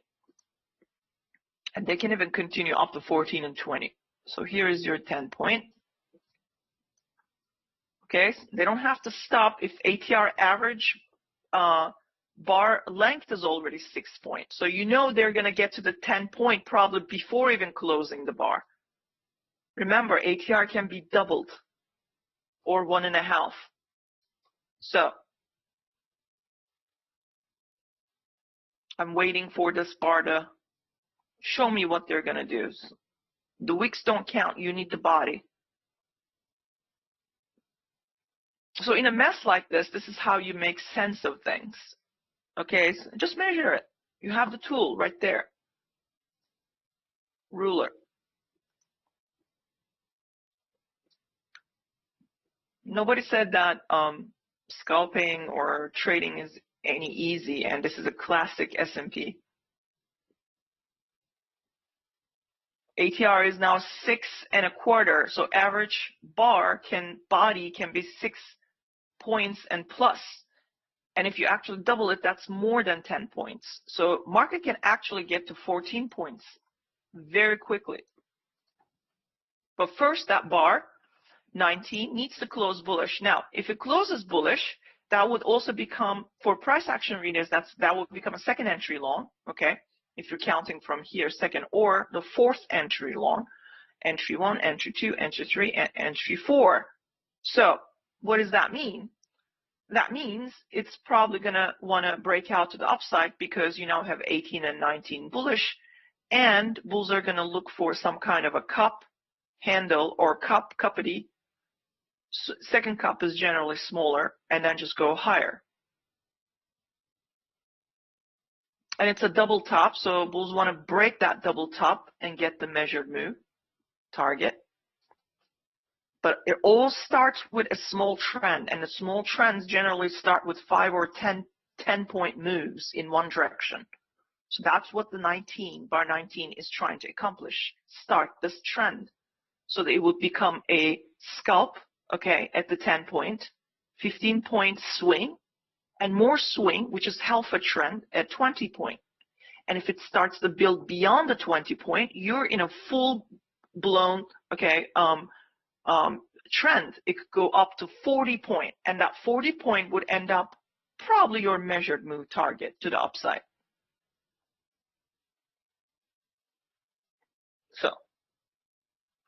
So if you cannot make sense of anything, why the heck this is going up and down like this, then just measure. You can still grab a couple of points in this trading range. We're not always in long. Clearly, we're not. We need 2 bull bars above the EMA. We have bulls closed a 6+ point trend. It started. It's also double bottom, higher low. They might be trying to get continuation to upside. Can this fail? Well, bears are trying to get a double top and a bear flag. Okay, so they're trying to close this bar as bearish as possible. You see the double top right there? Okay, above the EMA. If they do close it right here, that's a problem for bulls, right? But we don't know that yet. The bar hasn't closed. I'm just speculating what could go wrong. But since we have a strong 6+ move, bulls are probably going to want to get their 10 points with a bull body. But they already tested the 10 point. So bulls are trying to close a bull body probably at 1175 to get to the 14 point and then a 20 point. So I don't want to sell this, especially if this bar closes above EMA. Now, bar 19, it's an 18-bar breakout they're trying to put in. It closed right at the EMA. I mean, not even one tick below, but not one tick above, but it's a really good bull bar. So if I'm going to be one thing, I'm going to be bullish. What if we meet the 10-point target with a body and fail to close a bull bar above 1175? Could we get a micro double top above the EMA and sell? I mean, I don't know. Possible. But if the bulls close a bull bar here, we're probably going to try to get to the 14 point. Now, in order to take profit, where would the take profit start? If you're trying to take profit at 14 point above, where would be the earliest profit taken for that zone? Who's going to tell me? Yes, 13, because that's where the zone begins. 1 point below where I mark, and it ends 1 point above.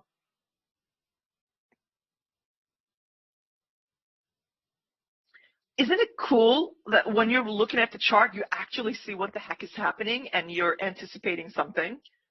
That's how you're supposed to trade, because this is how machines trade. Nothing's a guesswork. If you don't believe me, go back to the old charts and measure them. You should see my charts when I'm trading. These rulers everywhere, these boxes, I measure everything. So here we go, 14 point. Target met. You should take profit. You should pay yourself right now, right here. Now, you can also measure for 20, but before we get to the 20 or 19, okay, 19 or I'm going to mark 19 this time. You should take profit because it's going to come down. It has to come down. Every zone, there's profit taken. It never goes at one go to the next zone. It has to pull back a little bit. Unless ATR is like 20 points or something.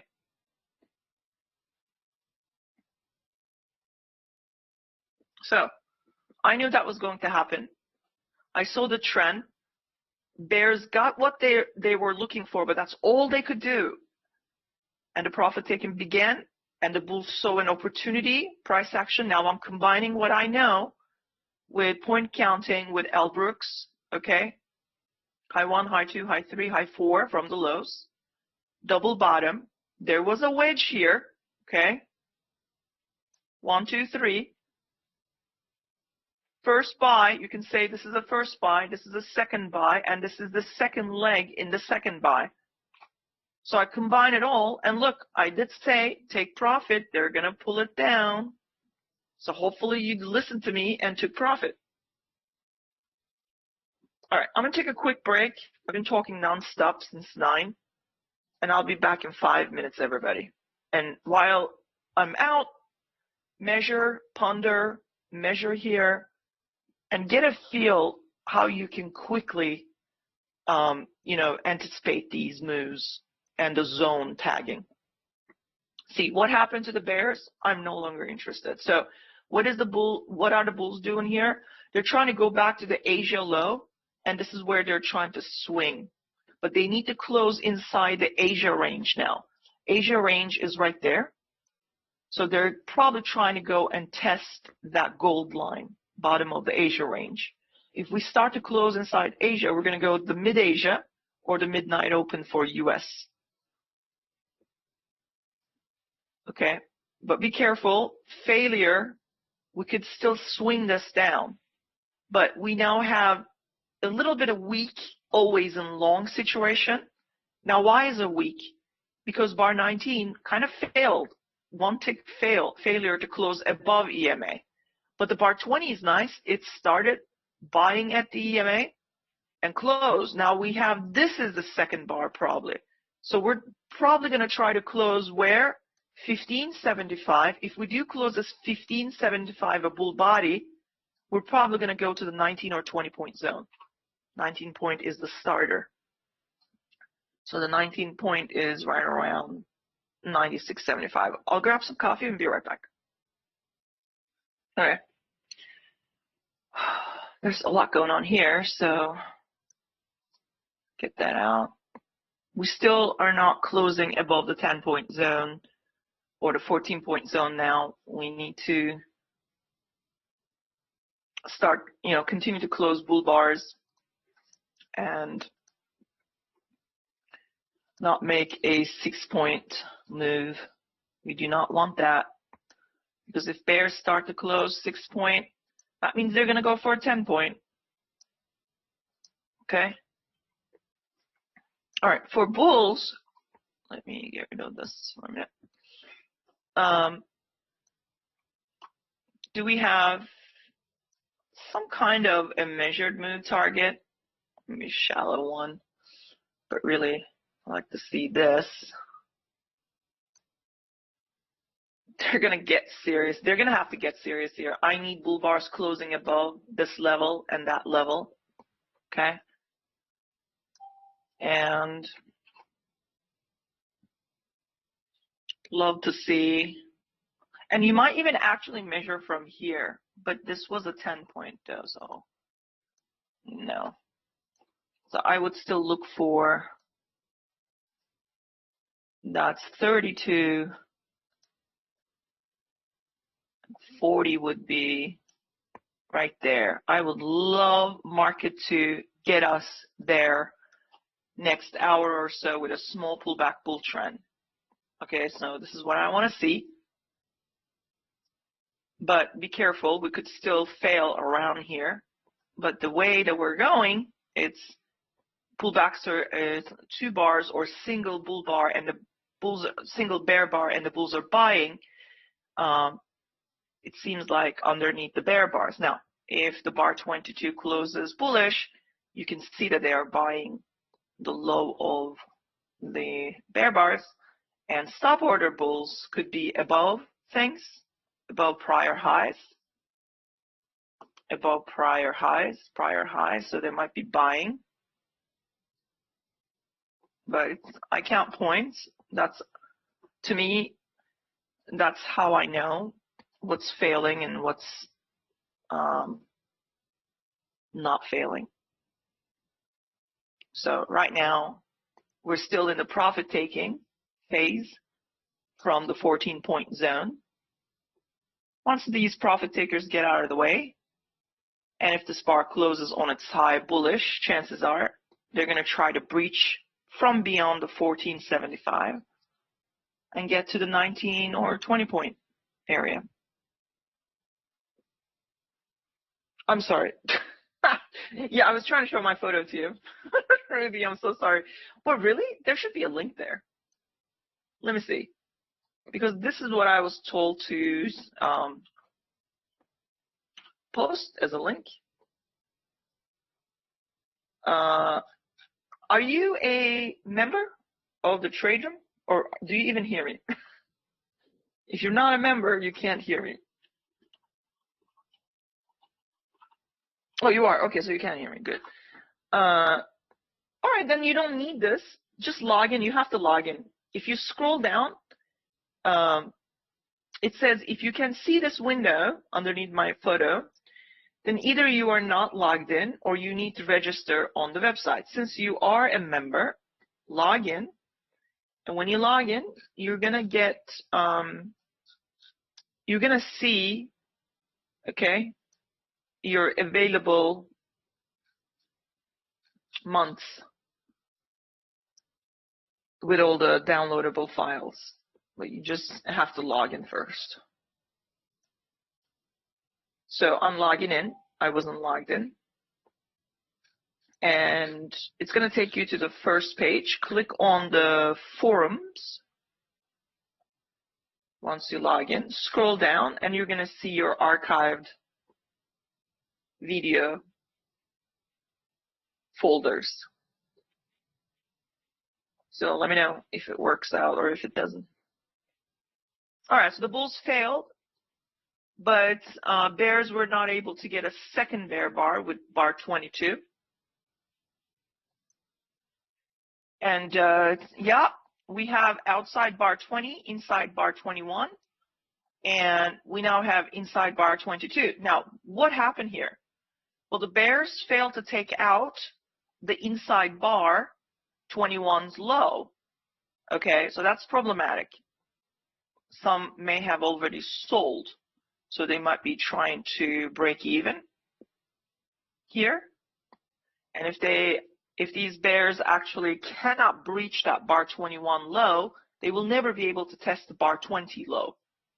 Okay, especially if the bar 23 closes high, they're going to try to take out the first, the 22 high, and then the 21 high in hopes of breaking out from the outside up bar 20's range from the upper side.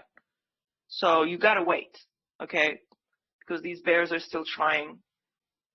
But that bar 22 was terrible. That should have been a bear close. Now, I didn't buy anything. Why? Because I point count, right?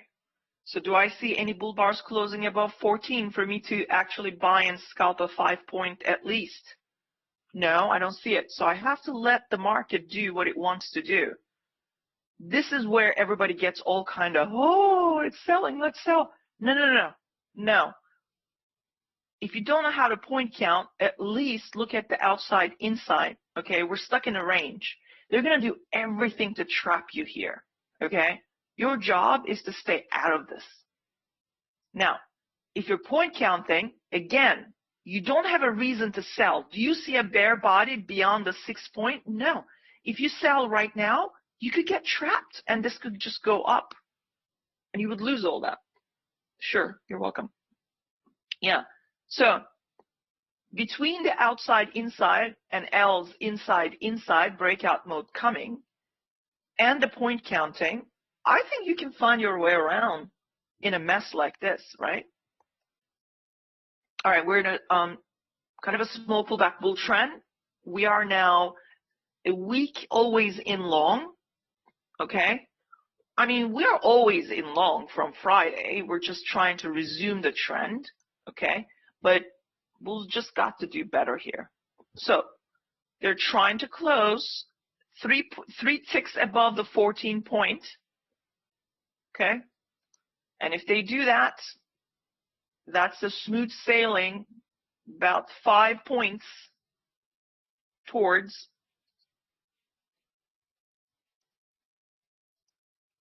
possibly to test first 38.95. Remember 95, okay? Every time on the ES, the price points end with 5, you're going to get the first defense. So if you are long, or if you're going to go long into the 19 point, which is above point and 3 ticks above the 95, you might want to pay yourself at 95 or 1 tick below at 94.75. Leave a runner to see after bouncing a little bit down, because we're coming down about 4 or 5 points to the 38.95. So it's going to bounce there to the downside. But the bulls can continue go up to the 96.75. I'm going to scalp 94.75. See if I can get it. 94.75, 1 tick below. I call them a pit stop, okay? That's it. So it just pulled back a little bit, but it's really going to the 19 point. That was beauty. So all I did was I actually put a buy order right above that, and I got filled. I scalped at the 95, actually 1 tick below 94.75. And then I have a runner into the 19 point. You can hold it to the 20 if you like. 20 would be 97.75, or you could take profit at 96.75. I'm going to take it. I'm going to try to take profit at 96.75. But this is great. I mean, you're seeing this happening in front of you. I don't want to see a bear bar closing here. We have a breakout bar, 23. Limit orders haven't entered yet. Limit order longs haven't entered yet. So they might be with a pullback somewhere here, okay? But I think we're going to continue. 19 points should not be a problem. Now, if it does pull back, it's because we have a breakout bar. Every breakout pulls back a little bit. There's a reason why, because some bulls could not enter. And they want to pull back to buy. So if this is a small pullback bull trend, pullbacks are either 2 bars or 1 bar, okay? Bear bars I'm talking about. And here's a breakout bar, pullback, and buyers will show up. And right here, they actually pulled back to 93.25, maybe even a lot earlier, pulled back from this high, okay? We may not pull back down here. That would be suffice to fill those and get to minimum to 19 point and take profit. Now watch that. It should give us that 19 point. But why is it stalling? Another reason, the pit stop, 38.95, right? So it needed to pull back a little bit. It's coming down 4 points below. So it's coming to a place where every 10 points, ES takes profit. So if you don't believe me, right, so I'll do that. So that was 95, right here. 95, 85. Look at 85. Wasn't 85 breakout, pull back, and buy? So did the bulls have 10 point? So they're doing a 10-point scalp. But it should continue a little bit more because 19 point is right there. So close I can taste it.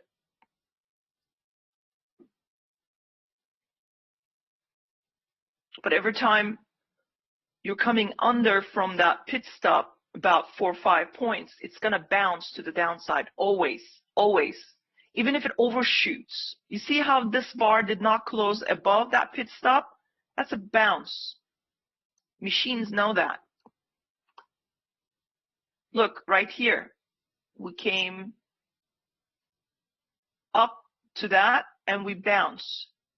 There's a, with ATR, you have a really nice scalp opportunity there. Now, if we start to build above it, we could come back down and use it as support. But at this point, I want to scalp at the 19 point and I don't want to be left behind because I worked so hard for that money. Give me my money. Give me my money.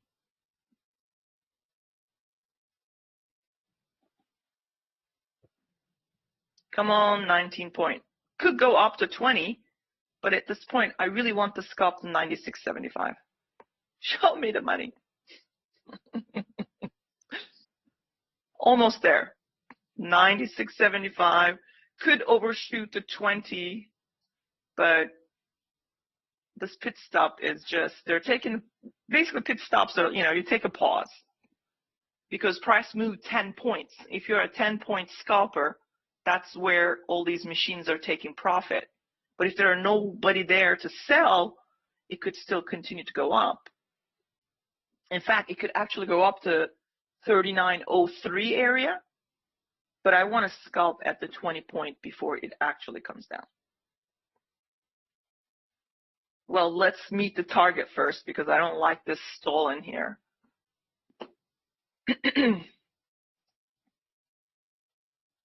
This is my runner, by the way. I did take profit at the pit stop, and I said I would because I expected this pullback.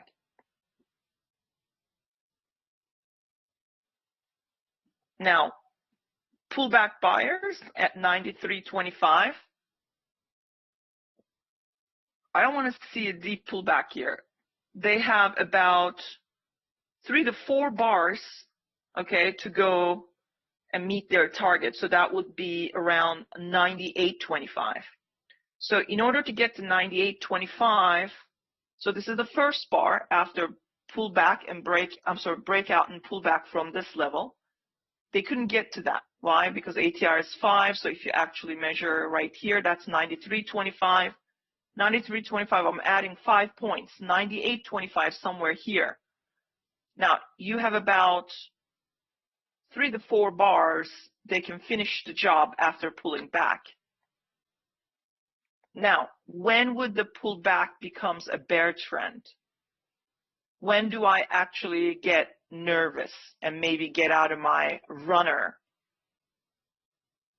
If these bears actually print a 6 point and plus move down. If they fail at 575, then I don't need to worry about it because that's just a quick pullback and it could still go up. I'm still long with my runner because from here to there, that's only 525. It's not solid trend for bears to even, they need to come down and print a bear bar right there. Okay, right here. I don't see it. They failed there. Now, if there's still 2 minutes and 50 seconds, if they do close that bar down here, maybe even one tick beyond 6 point, then yes, this is where, then I will just get out. I wouldn't even bother. Fine, runner didn't run, too bad. Okay, but this point, I don't need to worry about it. This is just a breakout pullback, and the buyer's probably going to show up because they're trying to go to, that's 5 point and extra ticks, and the breakout was right here. Pay attention, breakout was right there. So if I actually round up 5 points, or 525, one time the ATR, 98.50-ish or 98.25 would be their target, not even 19 point. It can continue up. See, I'm still long. I don't have to worry about this. Not yet. See how I'm counting and looking at my options here. And if bears cannot meet that criteria, I do not need to exit out of my runner. I'm still good. ATR is now 550, so that means it could go right there. That's one time the ATR. Normally, you would expect 1.5 or 2 times the ATR value. for breakout and target reaching, but I go for 1-to-1. That's okay. Call me chicken, but money in the pocket is a good day, you know? So let's see. If the bulls can close this bar 25 is bullish, they will continue. This pit stop kind of stopped them in their tracks. And it was expected, and that's why I scalped most of my positions there. I used 4. You can use 5, but no more. So I'm still sitting and waiting at 96.75, but it can go to 97.70. I'm sorry. Yep, 96.75, 97.75, and the ATR value for breakout pullback bulls with a limit order entry to 98.75. Go bulls! Come on. I know they're going to get there. It's just a matter of, you know, being, what's with the bye-bye money? Why is this copied here? Why is this copied here?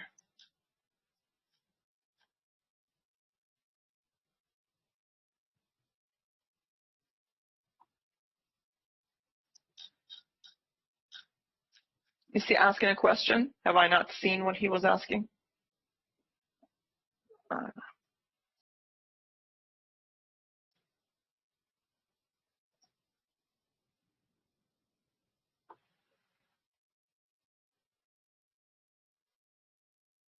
I'm still waiting. Bulls close that bar 25. Still waiting for my target to meet. I am not interested in selling. Let me get these. There's too much stuff in here. That was the breakout point. So here is 19,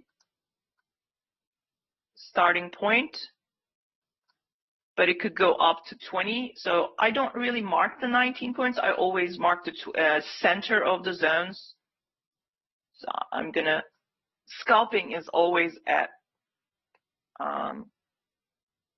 5, 10, 15, 20.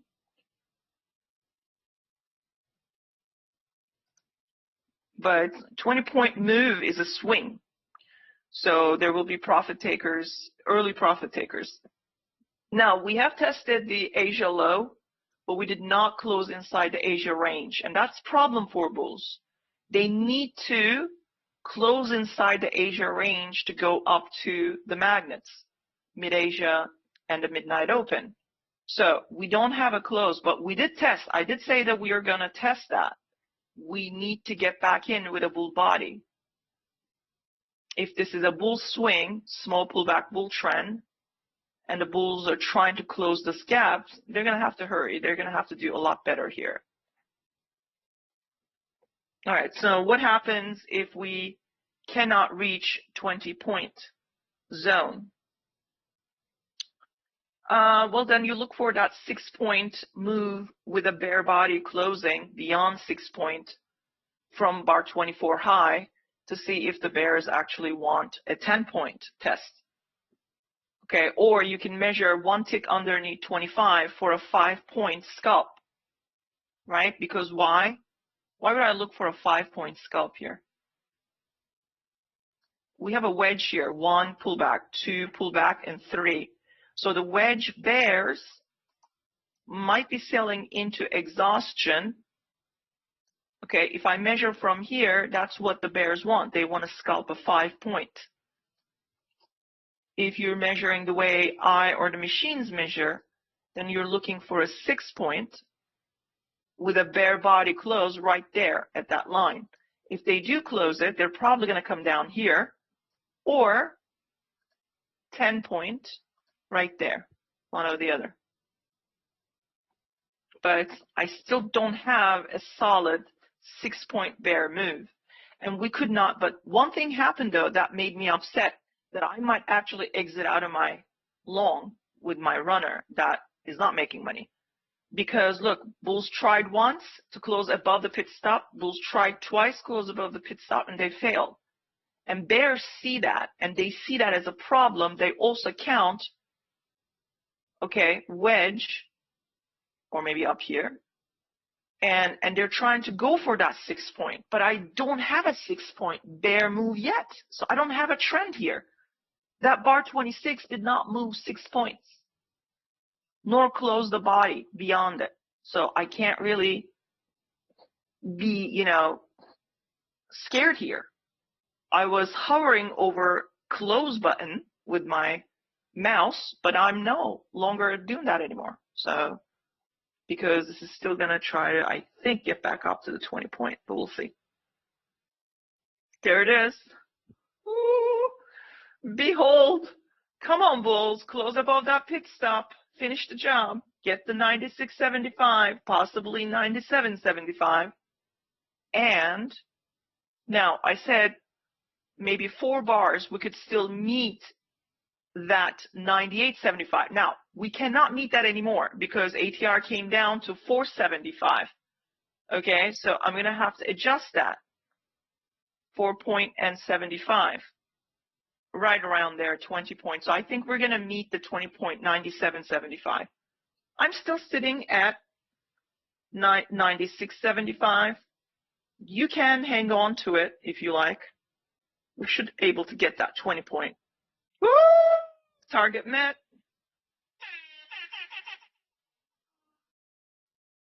I got some money. It's ready. Yes. Well, I got it because it actually one tick above my target, 97. So I got filled like everybody else. Now everybody else who were waiting at the 97.75 got filled because it actually went. Did it go? No. It needs to go to 98 to fill everybody at 20 points sharp. So 98. If it hits 98, oh, yep, it did. So everybody who looked for a 20 solid point, they just got it. Thank you very much. Did you guys hold on to it? Because I did. Why did this fail? Why? Everybody who sold underneath 24, okay, those are machines. It's not you, Joe Schmo, your neighbor, okay, Jennifer. Those people, or there are no people, these are machines. They're measuring just like the way I measure. It's crazy. I know, it's nuts. It's like, who would trade like that? Machines do. So when they cannot get 5 point, they're now looking, why are we not getting 5 point here? Because we did not make a 6 point close. That right there is trap. And you're going to get trapped because you don't know any better, but they do. And I'm here showing you, so you better follow my lead. All right. So that was well-deserved air horn. We waited so long, but we got it. All right. And breakout test, okay, breakout pullback. I said give it at least 4 bars, okay, 3 to 4 bars. We're going to probably meet that target with ATR. Okay, ATR went up, but at that time it was 475. So did we meet my target or what? Yes, we did. So now I'm going to keep this because this is for your runner. You can leave this because that's measured move.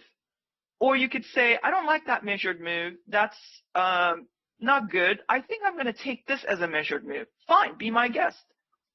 Then that's your measured move target. And the bulls can still push this because this is, I said, after this wedge and a higher low trend reversal, we're going to get an hour-long small pullback bull trend swing. And I explained to you why I didn't like the fact that this was coming down. I'm looking for a higher low. I really wanted to see bulls do better here. Show me only, you know, maybe 2 bar at max pullback and then good bull closes with follow through bull bodies. We're getting that. So we are in a small pullback bull trend and the bulls are trying to close the gap if they can. Okay, so some bears did see a wedge and they wanted to actually sell, but that did not do anything. So now breaking out yet again. So maybe the wedge count begins again. Look at that bar 27. So we're making new highs and another pullback. So what's that? That's the breakout point. So we could pull back, we might pull back to 96, okay? Or we're just going to continue to go up because it's such a strong bar, could get continuation. Now, for the stop order bulls, there were one tick above bar 27 and they got filled, but the limit orders, they have not. So limit order bulls are waiting down here, okay? So ATR is 5. If you wait for limit orders to come in here and they come in, test, and bounce, you're looking for initial 5-point scalp, right? Why? Because ATR is 5. And you want to see that happen about 3 to 4 bars, no more. So,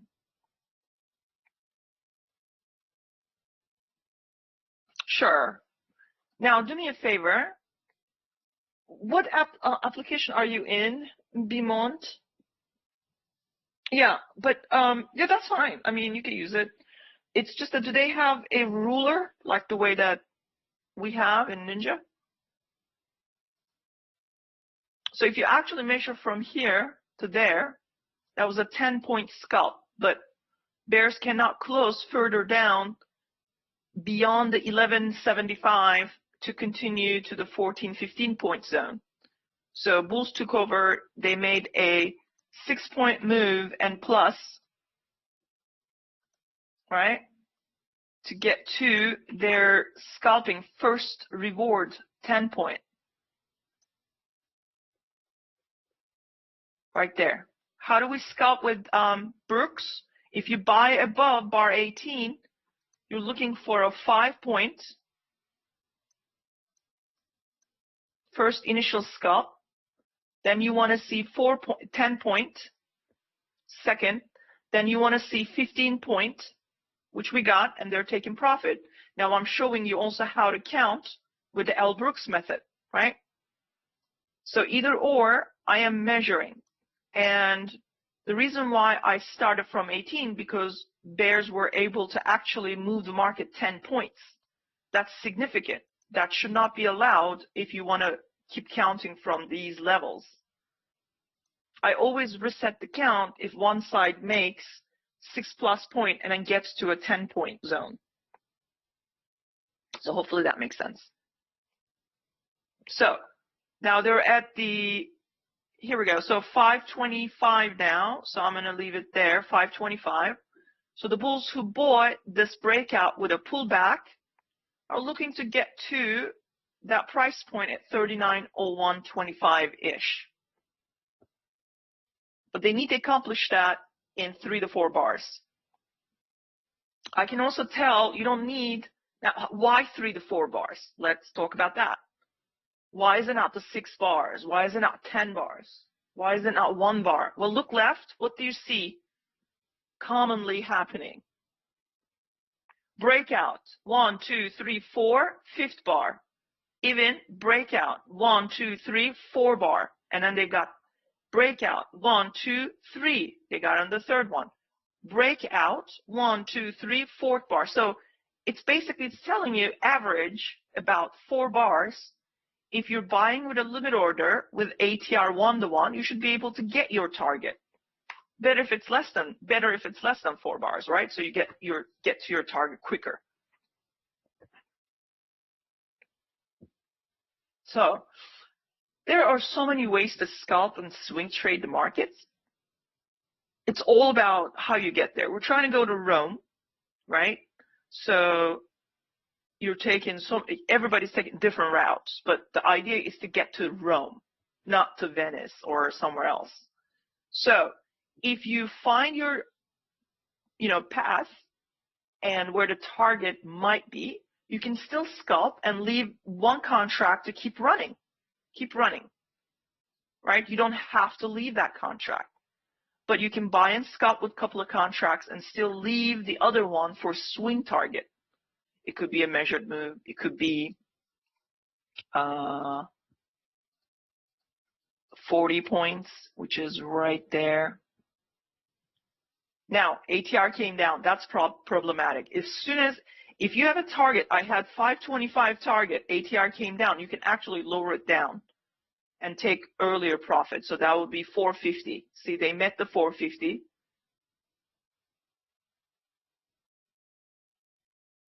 But they're doing great. They just met my original target, 525. If you double 497, which is 475 or 5, double the ATR is 10 point. This time you're going, okay, with, that's greed. To me, I don't do that. I just take 1-to-1 and that's it. But you can leave a runner to see if it's going to give you a 2-to-1 target. I don't do that. I'll just take the profits, I'll move on. And if I have a runner still in the swing, basically I'm counting, where did the swing begin? It began around here, right? So double bottom, first entry, second entry. Say you count from here. So 1, 2, 3, 4, 5, 6, 7, 8, 9, 10, 11, 12, 13, 14, 15, 16. So it should be around 20 bars. Okay. Because 12 bars is 1 hour, I think, right? And so add another 6 bars. I'm sorry, 18 bars. So you would need 18 bars. So it started around here, 9, 19, 29. So we have made, so this is kind of a swing. But now what could happen here? Well, we could go for an hour or we can go for an hour and a half. There's a gap here that they're trying to close. Now, we already closed the gap from here, came down. Now we bought again. So there is bar 68 low, okay? Bar 68 low. Where could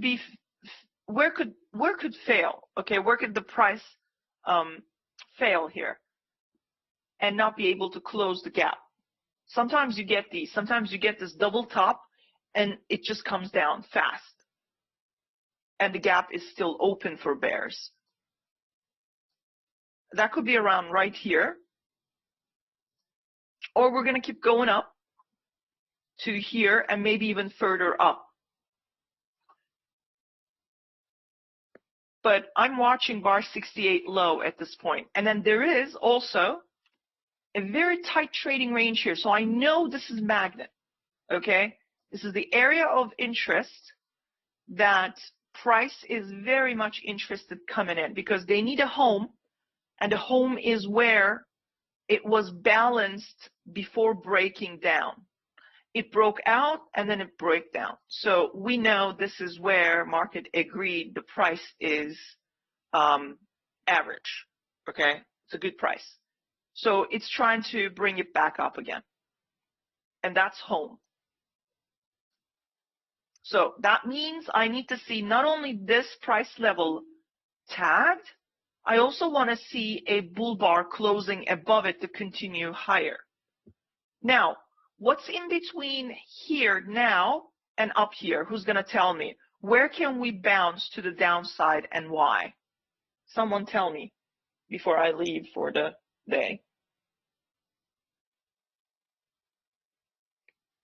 No. I'm looking at the 5-minute chart.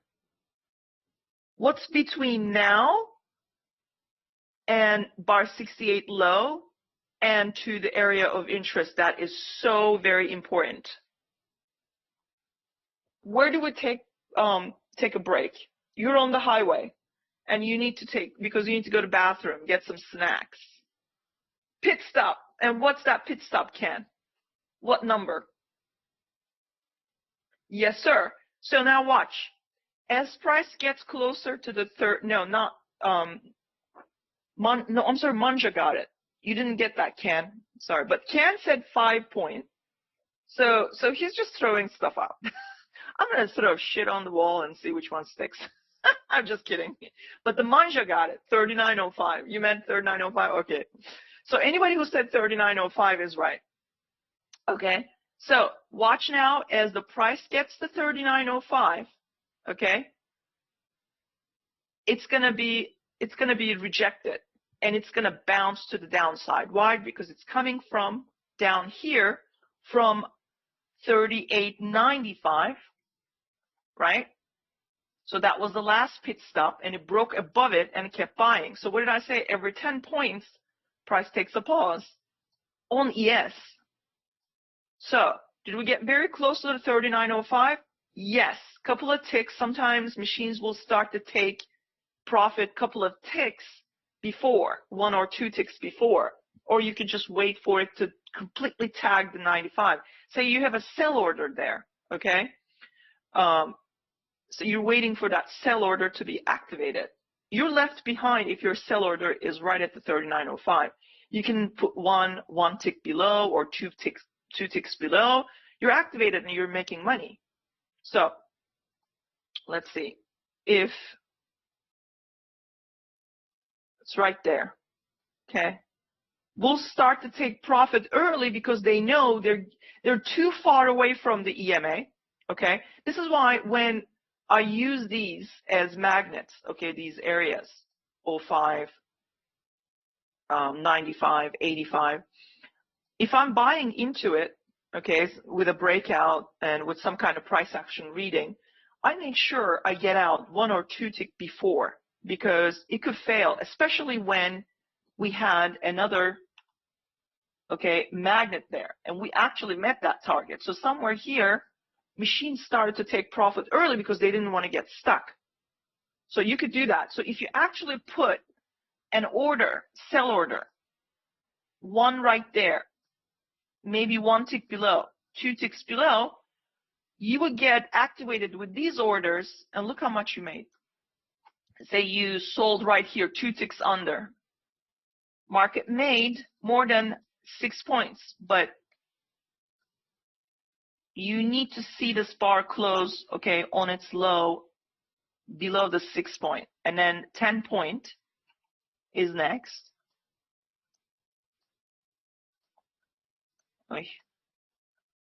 They are already meeting that.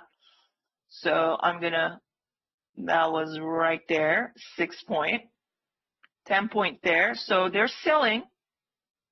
Holy cow. I mean, all right, 15 point.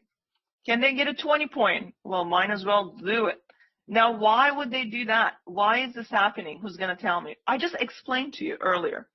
Why would this happen? And I warned you. That bar 68 is problem. They're trying to close the gap. And sometimes I said these gaps fail to close. And then you get this all the way down here. That's one of those days. And then I also said, and I even counted from bar 9, I said hour and a half, right? So it's 12 bars plus 6 bars, right? So 18 bars, you know. We have been in a small pullback bull trend. Now I start to show you why they could take profit here and it could fail. I don't care if there's news related. I don't care. This is a surprise bar. This is now a surprise bar. Something's happening. I don't know what is.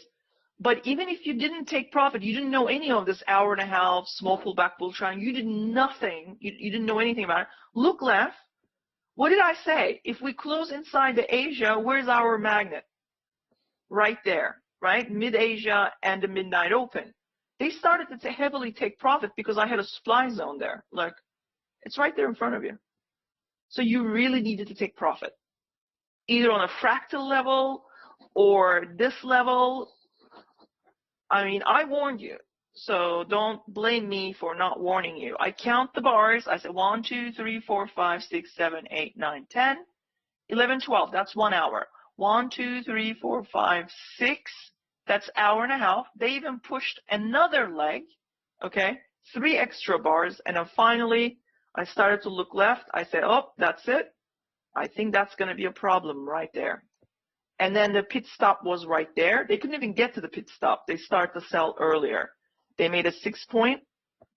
For some reason, it accelerated. I don't know if there's a cause for this, but hey, that's too much. That's surprise. Now, if the bears actually end up closing below the open of the day, we're in a trading range, okay? And that's problematic for bulls now. It's also a expanding triangle. What if we end up coming down here? It's possible. We could. It's trying to get some kind of continuation here. There's a breakout test area. Bears need to close a bear bar and take out that bar 30 lower wick with a bear bar to continue down. That is Spry's. Spry's bars get at least a couple of bars or a leg continuation. Anybody knows why this happened? There was oh, okay, so Bill says Biden is to float a windfall tax on energy producers. That's it. I guess that's a big news. But whether it's text, news or not, what do you see here? I mean, look at. I walked you guys through it. I didn't look at it. It's my fault. I should have. But at this point, I'm looking at the 15-minute, and here's a 1 hour. I said, if you actually divide this range into 3 pieces, right? So look, I'm sorry, that's not actually, it's right here. That right there, from here to there, okay, what is it?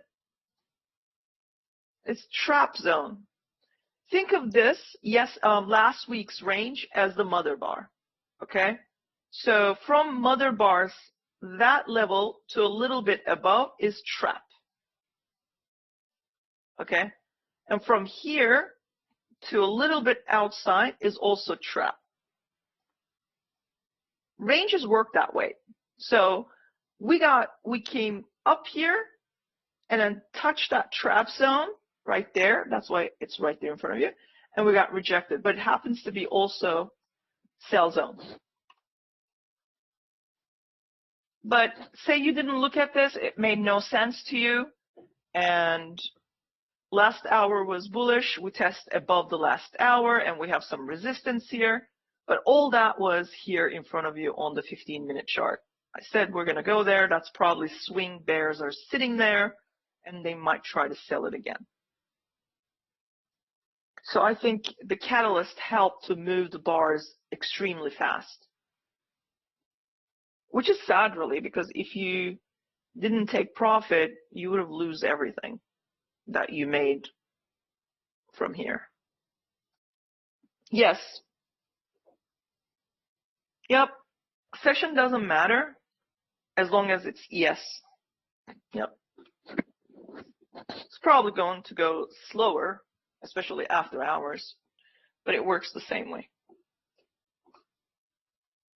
I mean, I traded when I was in Turkey years ago. I traded exactly like that, and it was just fine. It was just painfully slow, but it met my targets all the time. All right, so I'm still going to put this area back on the chart because this area is still area of interest. Now, we have Spry's bar. It happens to be now, what is it? It's an outside bar, isn't it? We have a huge outside bar range now, and we're stuck in it. And we now have an inside bar. Before I go, I'm going to take a look at some of the encyclopedia. If bulls want to buy this, okay, they could buy and put a stop underneath either bar 30 or the inside bar. Their goal is to close a bull bar above the inside bar, okay? If you put your stop there, then that's their 1-to-1 and 2-to-1. Or you could say, well, we are now inside the range of this bar, okay? We have also inside, outside, and inside, IOI. Now, what if actually bears close a bar after testing the high of the inside bar and it closes here? That means they're going to try to break out from here, and they're going to get to that target and to that target and to that target, okay? So I generally don't do anything inside the range, okay, unless I see, you see this right there? That's a trap. You see that? That's a trap zone. From there to there, this is a trap zone, just like I explained. That inside bar low tested that trap zone and bounced. So if I'm going to do anything, I would wait for market to go up to this trap zone. I would have a sell order there, sell order somewhere here, maybe somewhere before that trap zone upper level, and I would look for a scalp. Because if this trap zone is not tested, it's fresh. When the price gets there, there's sellers waiting there, hence the big bear bar. But look what happened there. If bears wants to sell, they have to make it look like buying, okay? And people would buy one tick above it, they would get stopped out or whatever, or they would enter into a long, but they're trapped. So now what bears are trying to do, machines are trying to come down here, take out the low of that inside bar, because they know those who actually bought one tick above it, their stops are there. This is why it gets dangerous when you're stuck in a outside bar. Plus, it's L's IOI, so it's going to break out from somewhere, right? So this bar did not really close all the way up here. It closed right here because the range is too big. I don't generally trade inside. I trade from the edges, or I look for failure to break out from the mother bar 30 or the outside bar 30, and then I look to buy and reverse it.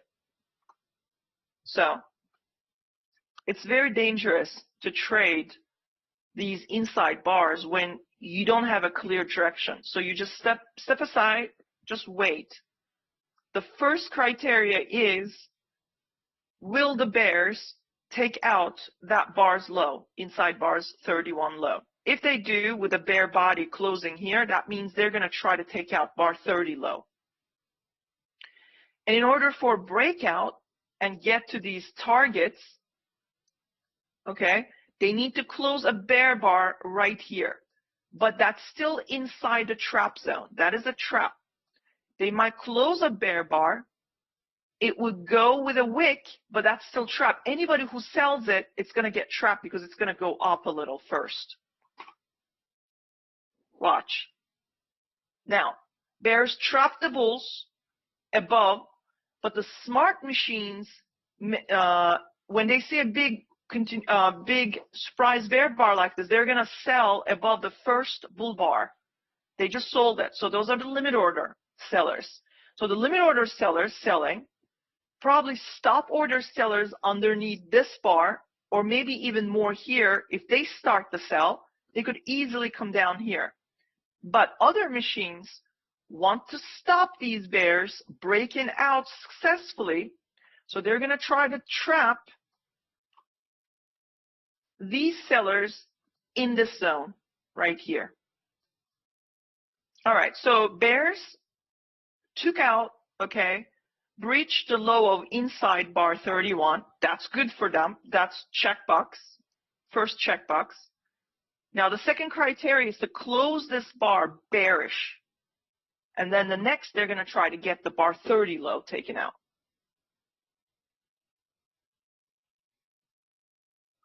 Okay, so that's right there is good for the bears. Okay, but look what happened. Why is this bar 33 bouncing? Because we're in the trap zone. From 1140 to minus 1140 is a trap zone. There are always some buyers waiting to trap the bears. But it's too little too late. Bar 32 is a strong bear close. So the bears are like, forget you. We're going to breach the bar 30's low. At least we will try. So, but trap zone is a trap zone.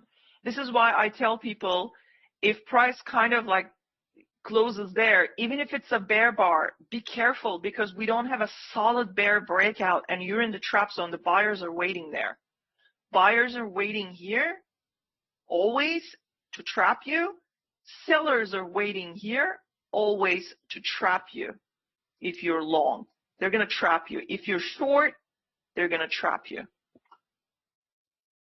That's how I became very patient. I developed this long time ago. And when I learned about the IOIs and IIs, and I said, look, these breakouts don't happen quickly. L is warning you that the breakout is coming. You should get ready, but that can also reverse and fail. So then I started to calculate things and do a little math and created this area, an average trap zone. Now I watch what happens there before I sell blindly. So I'm not click happy anymore. It's not really a fib level. These are not fib levels. These are just levels that I put together. They're just, it's a tool that is a fib tool that helps me measure and see the range, but they're not really fib levels. So I wouldn't say that. These are, yes, but they're just because I would call them fib levels because they are breakout levels, breakout target levels. So I don't have a breakout. So what happened here? It's a limit order market. We're stuck in a huge bars range. So if I'm going to do something, no breakout, I'll probably buy here. And while they're selling, I'll buy into their pain points because I know their stops are here. Many other machines, smart traders know that they're going to be able to, trap the bears and buy into their bad trades and their stops here. So, and you can actually look at some of the other examples, like there's one right there. There's an outside bar right there, but that doesn't count because this one kind of breached. So this is the outside bar, inside bar. Right here, look, bar 25 is an outside bar and bar 26 is an inside bar. So right there, here is the trap zone. They try to sell it and they got trapped and the bulls took over because they know the stops are here. So they ran those stops and went even higher. And why did it go higher beyond bar 27? It's because these bears sold, trapped their stops here. Not only their stops hit, now they turned and became bullish. That gave you 2 extra bull bars to go higher. So when does this become bullish? When they start to actually print bull bars above the 50%.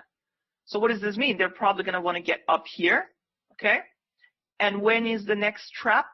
Is right there. So if the bulls are buying and going up, expect sellers waiting here. They're going to try to prevent the bull breakout.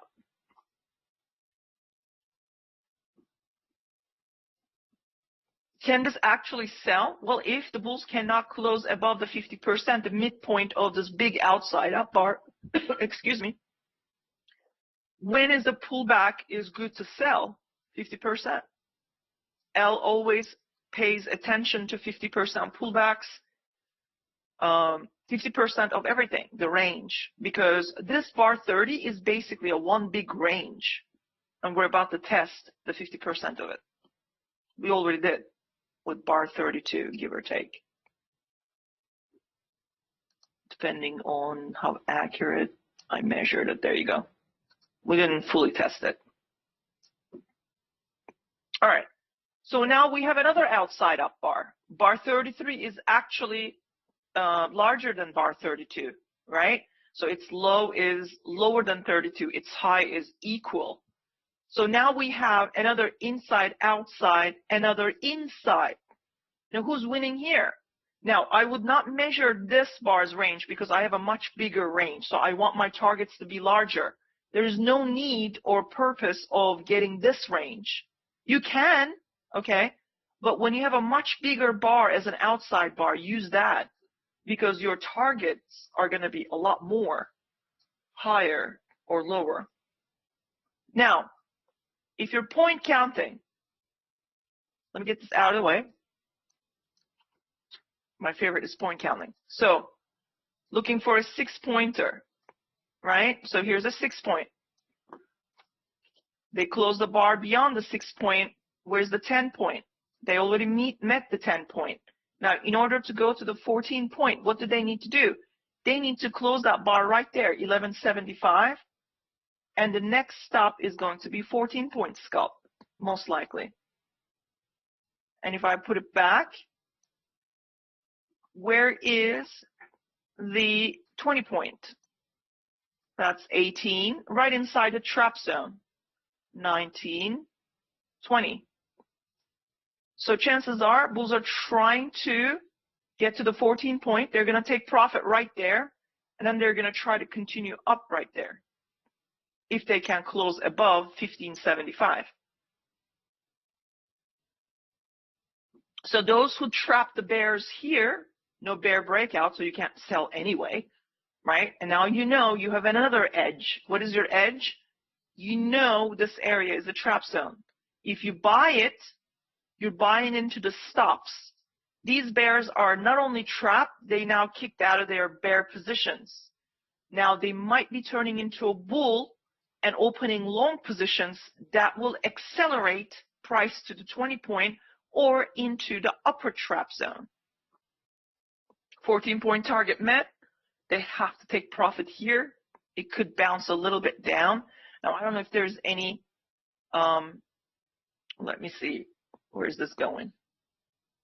Well, it's right now taking profit. So all I know is that if you were long, you needed to take profit there, 14, 15, whatever. Now, if you measure like L measures, right? So I'm going to delete these. Should have them on your chart. If you bought right here, you're looking for a 5 point. Why is this bars high coming down and then going up? 1 point, it was a one big doji. Why? Because machines who bought with a stop order, first entry, second entry, right? They are actually scalping 5 points right there. Another way of measuring your target. All right, so what is market doing? Well, they were trying to close this gap and trying to get to the high of yesterday or close of yesterday. It happens to be the same price. And they got interrupted with some kind of news. So they might they're trying to resume it. They're trying to reverse it, right? So the bears tried once, bear tried twice and failed. Stops hit. Now, if there are more stops here, that's what the market is trying to do. It's trying to get there, undo this, and resume the bull trend and get up here. But can they do it? Well, we have several issues. We got a 20-point scalpers there. We have a trap zone here. What if we make a double top and then come down? Well, we could, because we're in kind of a trading range now. But I think they're trying to resume, and I think this is where we're going to go. Home. Sweet home. Balance zone. Area of interest. What's there? The first bull target. 123.60. So, I don't see a bull bar closing above 1475 yet. They're still pushing the boundaries, okay, testing as high as possible, but in order to continue into the 20 point, you got to wait for the profit taking to end. Even if they test above the zone, above the 15 point, no bull body means you can't buy and continue bullishness into the upper zones. Always expect that profit taking. So, this is, as I'm explaining this to you, say I was long, I would have taken profit there at the 14 point or whatever, 15 point, whatever, right? Somewhere in between. I would take profit and I would just sideline. This is where I would be flat. This is where I would be waiting to see how this profit taking will end. Is it going to continue, turn into a 6-point bear trend, and the bears are going to try to get their 10-point reward? Or is this going to fizzle out, there are no sellers in the market, and then we close a bull bar somewhere around 1575 area and continue to 19 to 20 point area, which happens to be inside the trap zone of this big outside down bar. But where are we in terms of the 50%? They try to sell, bears try to sell it, failed. So now we have one bar above the 50%. We have a second bar actually opened above the 50%. If the bull's able to close this bar 35 bullish enough, they're going to continue their journey to the trap zone from 88% to 111.40% or 88.60%. You don't need to use the points. You could just round them like 88, 111, 123, whatever, you know. Or you can even use quarters. You don't have to use any of this. You can use minus 25, minus 50%, 100, 50, 100, 125, 150. You don't need to use these fib levels. They're just, all of these are, you know, just lines. As long as you point count and read the price action, you can still scalp or swing trade. Don't let the fib levels dictate your trading. They're make-believe. The only thing that you should be paying attention, quarters and 50s, like 50%.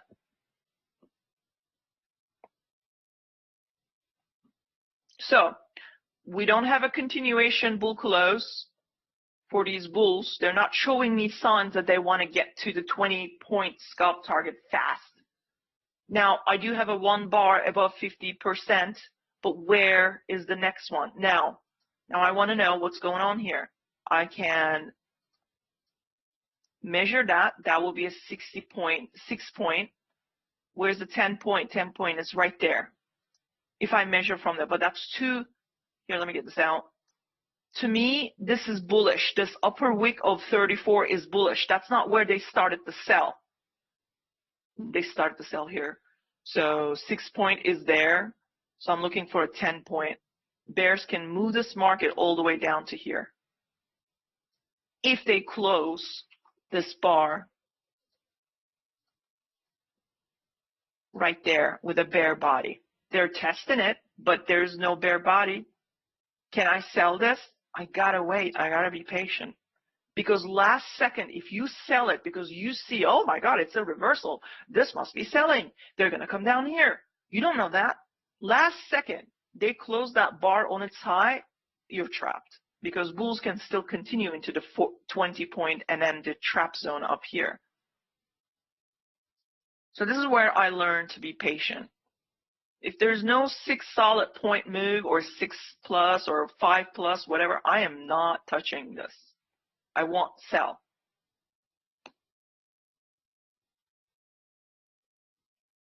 No, I meant, GM, if you're measuring this outside down bar and you're trying to find levels where the price could turn, so this is the range. I'm talking about maybe 125. I'm adding quarters, 25 and 150, instead of using fib levels. Like here, 50. Right here, this would be minus 25. Get it? All right, so I don't have a 6 solid point bear move if I measure up here. So I didn't sell.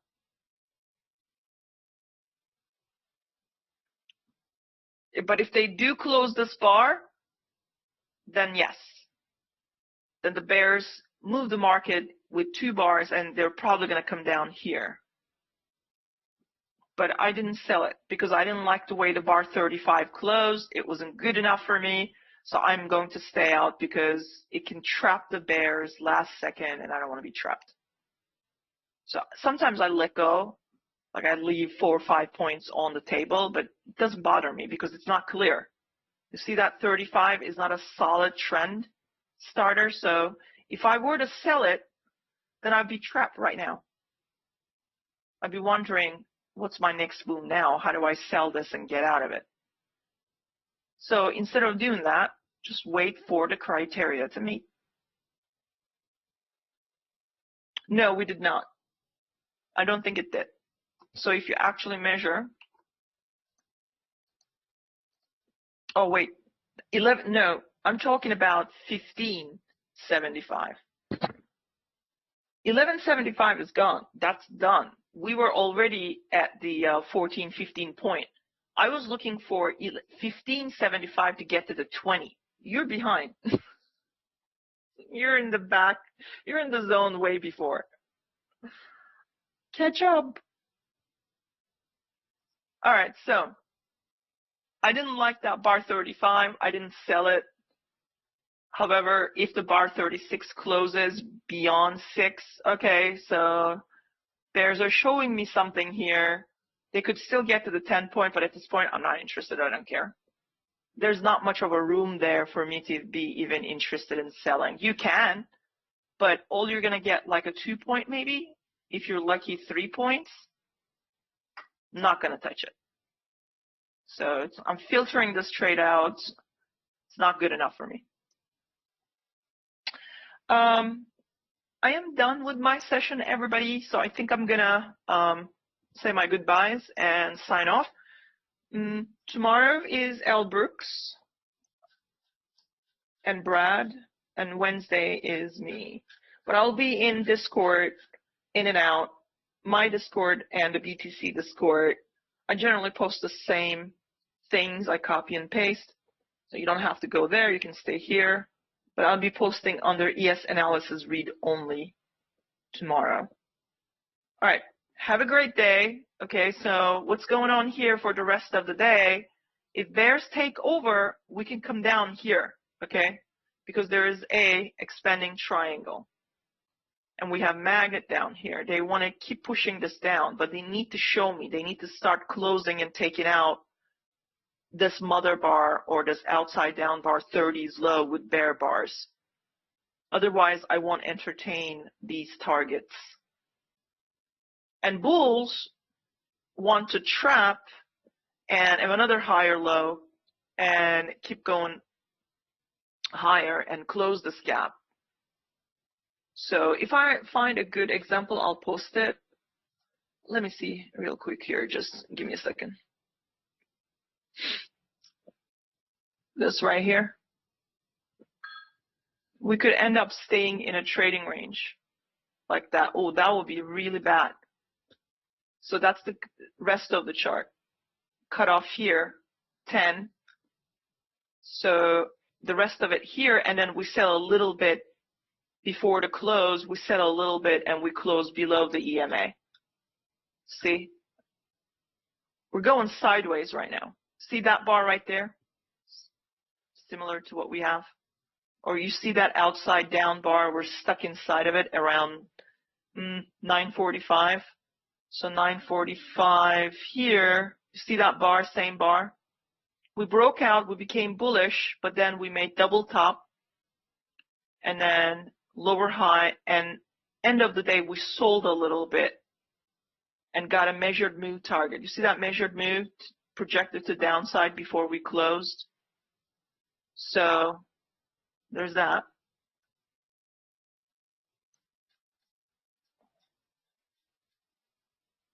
And then trying to find an example for you.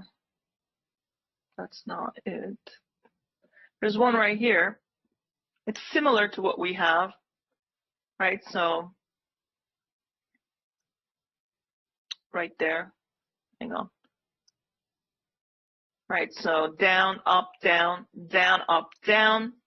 That's a lower low double bottom, but bulls did show up with 2 pushes. Bulls did show up with 1, 2, 3 small pushes, but we got there.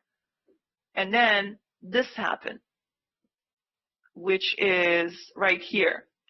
So bears try to break out, failed, and the bulls took over. Small pullback bull trend with 1, 2, 3, 4, 5, 6, 7, 8, 9, 10, 11, 12, 13, 14, 15, 16, 17, about hour and a half before selling again. I don't think that's us. That's not us. Wedge and surprise, but that's not us either. So I think we're going to be stuck in a trading range and then have maybe either a buy or sell towards the end of the day. Yeah, that's about it. And then I'm going to take a look at the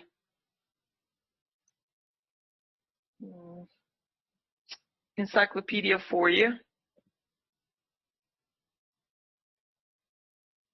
Yeah, you do that and let me know how you fare, Martin. It's the same thing. I'm not teaching you guys anything new here. It's how L actually measures. I'm just measuring from the pivot levels. He's measuring from where he actually enters the trade, which is generally either above if he's buying with a stop order or below if he's selling with a stop order. So it's the same thing really, nothing different. It's just that I'm adding a little bit more, pivot level complexity. So there's some machines, measure that way, and some machines measure the way that L measures. So I'm giving you another way of getting confirmation. But do test and let me know. I think you'll like it. All right, so let me take a look at the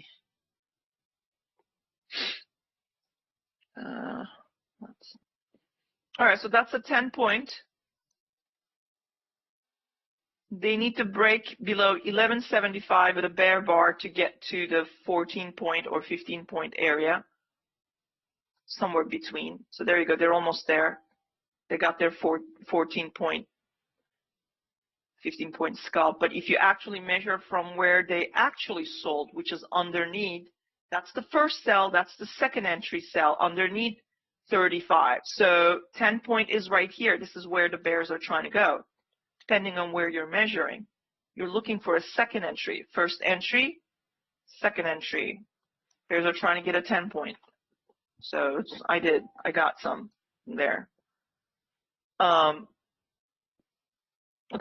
so we have some kind of wedge or double bottom. Then they get a bull trend up.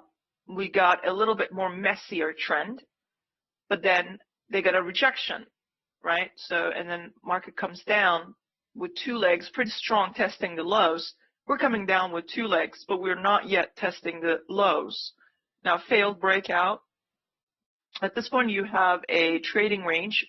Mark the 50% of this trading range. We go and test it and fail to get above into the upper tier. What happens there? We come down and test it. Yet another, okay, failed breakout. Right now you have 1, 2, 3 push or double bottom, and then you get another hour and a half long small pullback bull trend with a lower high and sell at the end of the day. So it's a trading range day, okay? It's kind of similar to it, right? So that's true. So Irfan is right there.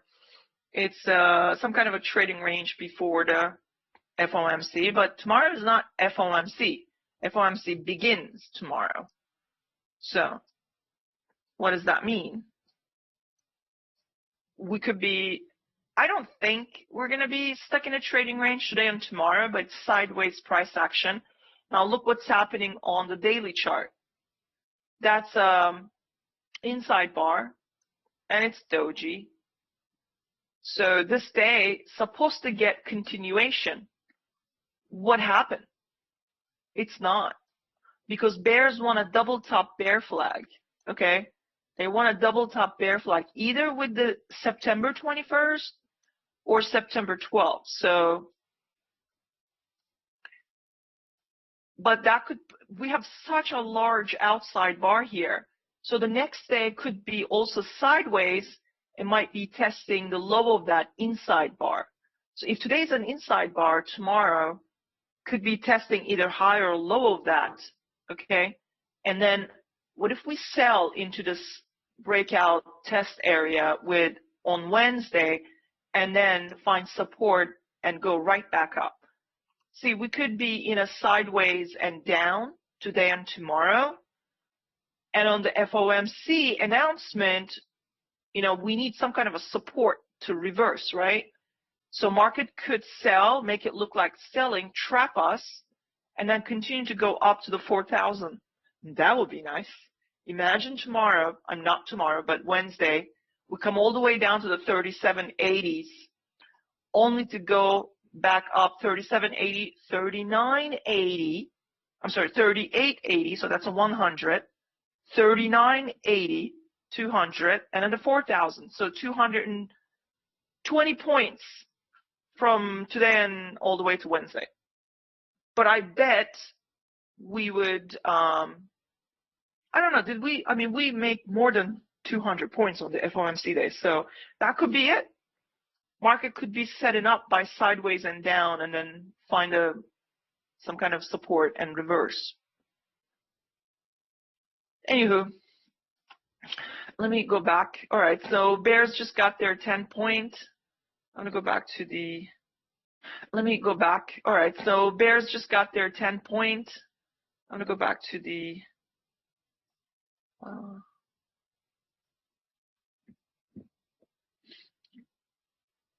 encyclopedia, but it kind of died. It just died on me.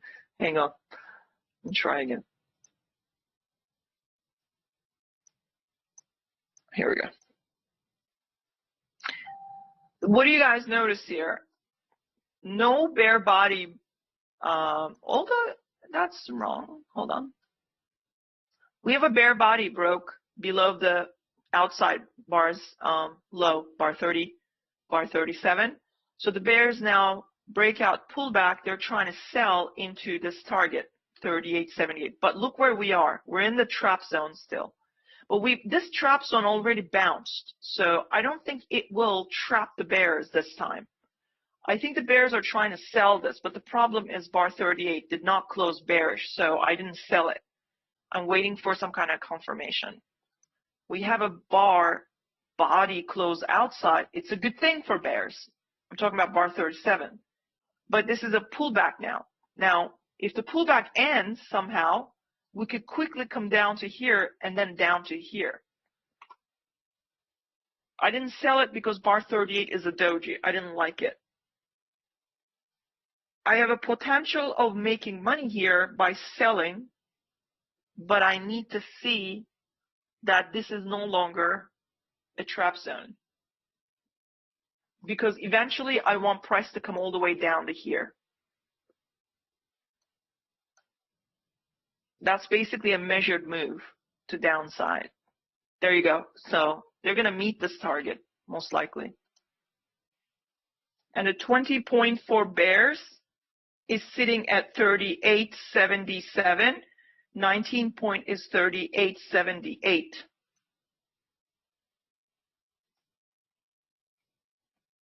But the bears need to close this bar bearish and trap out of this zone, meaning minus 1140, they need to get out of that zone with a bear body.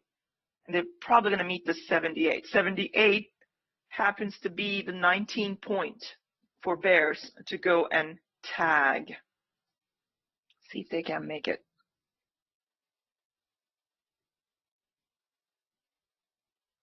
Watch. I sold it, and I want to see that 78 tagged. Let's see. It's just there. But you see how it's struggling because of the trap zone? Bulls are trying to trap them, but it's too late because we have a bear body. They just need to close this out. Well, there's still 2 minutes. In 2 minutes, we could already reach this target without even closing a body. So 78 is target, 38.78. 38.78. Doing right before I leave.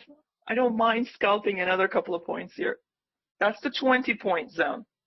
Ooh, it just tagged me, but it didn't feel me. Ooh, I got filled. Okay then. This is great. I was just gonna leave.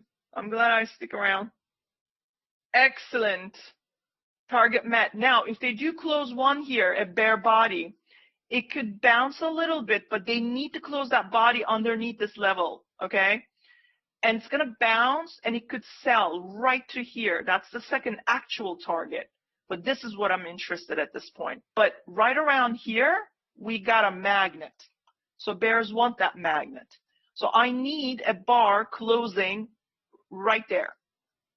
At least one tick under. This doesn't cut it. I don't want this. I want that bear body right there, one tick under. And then we come down to here. Okay? So as we tag this is the shallowest target, okay? Sometimes this is all you got, all you get here. Now, how do we fail coming down this way? If the body does not print in 27 seconds with a one tick body below this level, they can still trap you and go right back up. But we got 1, 2, first pull back, maybe second, and then we could maybe do another leg down before we reverse back up. We're still sell underneath bar 35. See what happened there?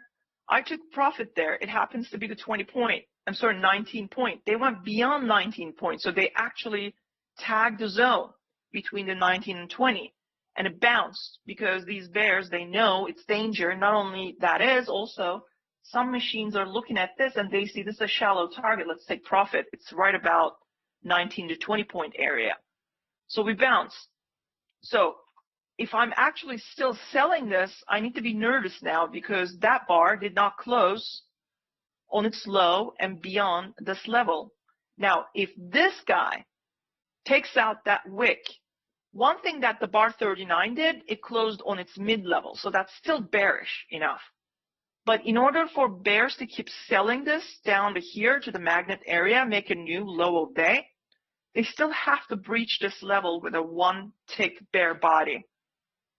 Now, some machines are counting already a wedge here. They see one down, up, second down, up, and a very complex push, 3 push down. And that's also another confusion that some machines see that as the third push. It's also range expansion, take target, could reverse right back in. And that's a problem. That's why they're stalling. That's why we didn't get that breakout. We had a range here, right? They went up, failed, and they expanded the range, and they're probably taking profit. But if the bar 40 closes on its low, preferably one tick below 38.78, that's good news for bears. They will try to push it to here, here. But I count points. I know there will be machines are going to respect the 19 to 20 point area more than anything else, and that's why I took profit. So you should have as well. Should have taken profit. Yeah. So Manja, you're right there. I didn't want to talk about him, but yeah, in a way. But I kind of invented this. It wasn't really what I didn't really copy anything from him. This is my outside bar breakout. I've tested it. I back tested like years. I went back, okay? Keep testing and testing and testing. And then I came to a conclusion, this is it. These are the levels that they pay attention, so do I. But this is the shallowest one.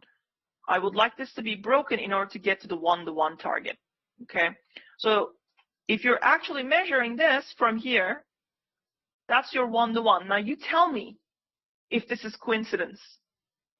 L says you have a structure here, and the bears are breaking. Yes, it's weak. We know that. And we also know that they have not broken below the shallow target, so they're weak. But there is still a structure, and the structure is still broken, and that is your 1-to-1 measured move. And check that out. That's also 1-to-1 of this outside down bars. Doesn't matter how you measure, as long as you measure, and as long as you see what's happening in front of you. I'm just giving you additional layers to get a surety. So, make sense? Yes, personal experience. I would not be talking about it if I didn't experience any of this for the longest time. Now, on the Globex, we are in a buy zone. This green area is support, so some bulls are trying to buy and go right back up. Now, Asia, got 1-to-1 right there, but it can't seem to go beyond it to get 2-to-1, which is right down here. So we have a support here, and we also have wedge 1, 2, 3. Bulls may want to get a higher low, major trend reversal, and a swing up again. Well, I don't know if they're going to be able to get it. They're going to have to show me that they can go right back into the Globex range and start to close bull bars and get above the VWAP, get back up here, close above here. Then Globex high becomes the target, but who knows? We could end up going up to these bull targets end of the day. But right now, I'm not interested in that. Another bar 40 failed, okay, breaking below this target line. So maybe I need to think about, this is it, this is done, right? Maybe the bears are done here. I'm probably not going to get this because the breakout is so weak. Look, no continuation bear bar. Okay, this continued, but it's not that, good. So what's happening here? Well, we met a target, so this is done. I'm done with this outside bar 30. Here's what I'm going to do. I have a new outside bar. Check that out. Now I got new, lease on life. This is great. I've got an inside bar 40. Okay, it's midday. Are we getting a midday reversal? Well, the bulls need to actually take out the bar 40 high, close a bull bar. That means they're going to want to go up here. But what's there? Trap zone, which has not been tested yet. So there are probably bears waiting here, want to get a double top and a bear flag. So if you're buying here, you got to be careful. Why? Because from 88.60 to 111.40 is actually a trap zone, and it's never been tested. Look at the inside bar. Tested the trap zone and bounce. So when the bulls get there, they're going to be all sorts of excited about buying. It could go test right here inside or right here, and before tagging the first shallow target, it could actually come right down. So be careful when you're trying to trade inside and outside bars range. It's going to trap you both ways. Wait for the breakout. Now, bulls look like they're actually taking out the bar 40 high, but there's still 2 minutes and 40 seconds. What if this just goes up and suddenly reverses right back down and they take out the bar 40 low? You're trapped. But anytime you get an outside bar, inside bar, and you get the third bar taking out the inside bar's high, that's good news. This is 1-to-1, and that becomes 2-to-1. I'm just measuring the height of the inside bar and trying to get some targets where they can test and bounce. So 12 ticks above, 38.84.25 happens to be inside the trap zone. But we don't know if they're going to get that 1-to-1. What if this goes up? Like I said, they trap the bulls, and then this bar at the end of that, this is a 5-minute long bar. At the end of the bar closing, okay, it actually takes out the low of the inside bar. Then what? Then that's no longer, this is your 1-to-1 then. That's, I'm telling you, when you see these, just be patient. Wait how the bar 3 closes, the second bar after the outside bar. It's going to tell you the story. What? Oh, yeah, I was going to sign off. Sorry. You want me to go? Okay. I just wanted to see it. It's pretty cool. I mean, I wasn't expecting to make that quick points there, but now I'm seeing something else. I should leave. Oh, yeah, market does what I say. No, it's just I'm waiting now to see. Now we have outside, inside, outside. Oh, another breakout. But I want to see that body taken out that bar 40 low. That's it. Now, bears need to close that bar on its low, one tick below the 40 to try to take out the outside bar's low, which is bar 39 low. And their one-to-one target is right there, 75.25. But before then, it's the shallow target. Now, average move, the body is about almost a 4.5 points. So if this bar can actually print 4.5 points, it can actually reach here. But problem with the bar 41, it kind of failed. Okay? It kind of failed. That's not good. That body should have been down here. So would I have sold this? No. It did not meet my criteria. And this right here, I did not sell it. Should have been down here. Also what? Trap zone. We're still in the trap zone. Not only they didn't meet my criteria, they could not take out that low with a bare body. In the trap zone, bull machines saw that and they're reversing it. This happens all the time. That's why I said I need that bare body closed down here. Then they would have taken out that. I could have maybe sold that. Maybe, take a couple of points and leave a runner into these zones, these price points, but it never set up. It's a trap galore. Look at bar 40 and 41. It's very difficult to trade inside a outside up or down bars range. They're going to trap you. So might as well just sit tight. Wait for a breakout. L is already telling you breakout's coming. So just sit there and watch.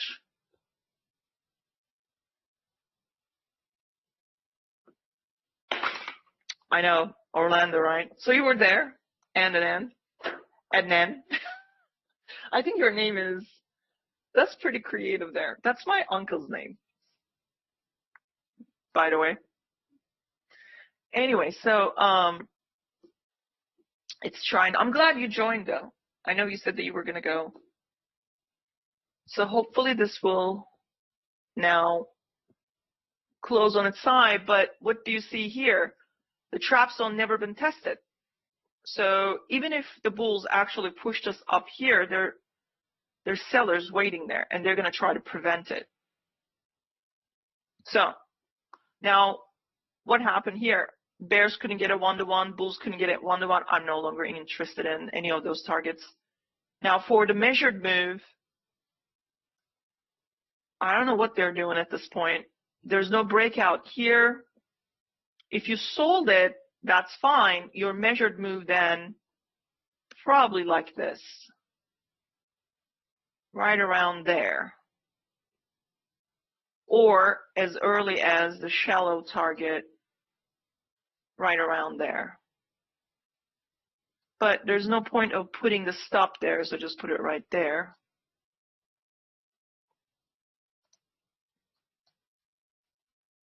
How can the bears try this again? Well, they have to prevent bulls from closing above the 50% of outside bar, which is right here. But if the bulls actually close that bar here, then they're going to try to test the outside bar 39's high. Okay? Like I said, if I'm going to trade this range, I would trade from, because it's a trading range, I would trade from the extremes. If the price is coming down here, I know they're going to be trapped, so I would probably look to buy because I know their stops are probably here. So the bulls are going to try to buy into those stops and kick these bears out of their positions. Now, if I want to sell, I would look to sell somewhere between that high and that area. It's a trap area, right? So from there to there. These bears out of their positions. Now, if I want to sell, I would look to sell somewhere between that high and that area. It's a trap area, right? So from there to there.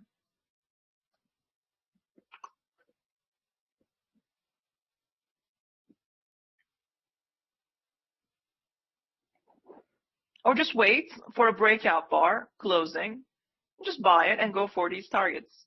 If the bulls actually close a good breakout bar above bar 39 high.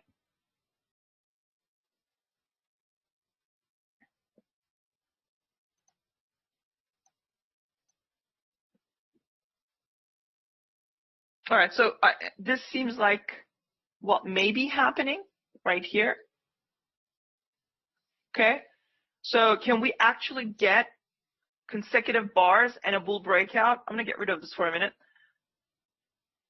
I don't have a bull breakout yet, so I don't know. I need consecutive bull bars testing the EMA and closing above the EMA and then buy again.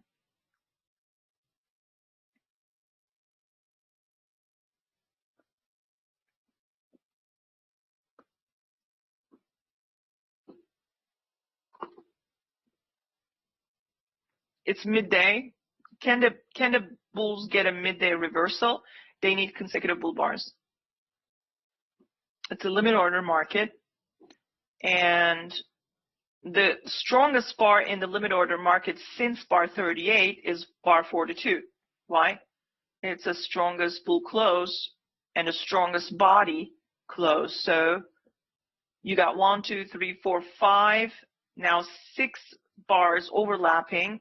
So the bar 3 will sell the close of bar 42, and that's exactly what they did. And the machines just took out a couple of points there. But are there sellers in the market? Bar 42 closed above the midpoint of bar 39. Bulls are trying to get a continuation into the trap zone because they want to break out from there. They're probably sellers here. They're going to try to deny these bulls from breaking out, but it could be short-lived as bulls are trying to get to the 123.60. All right, so see how they're trying to prevent that upper wick suddenly just came down?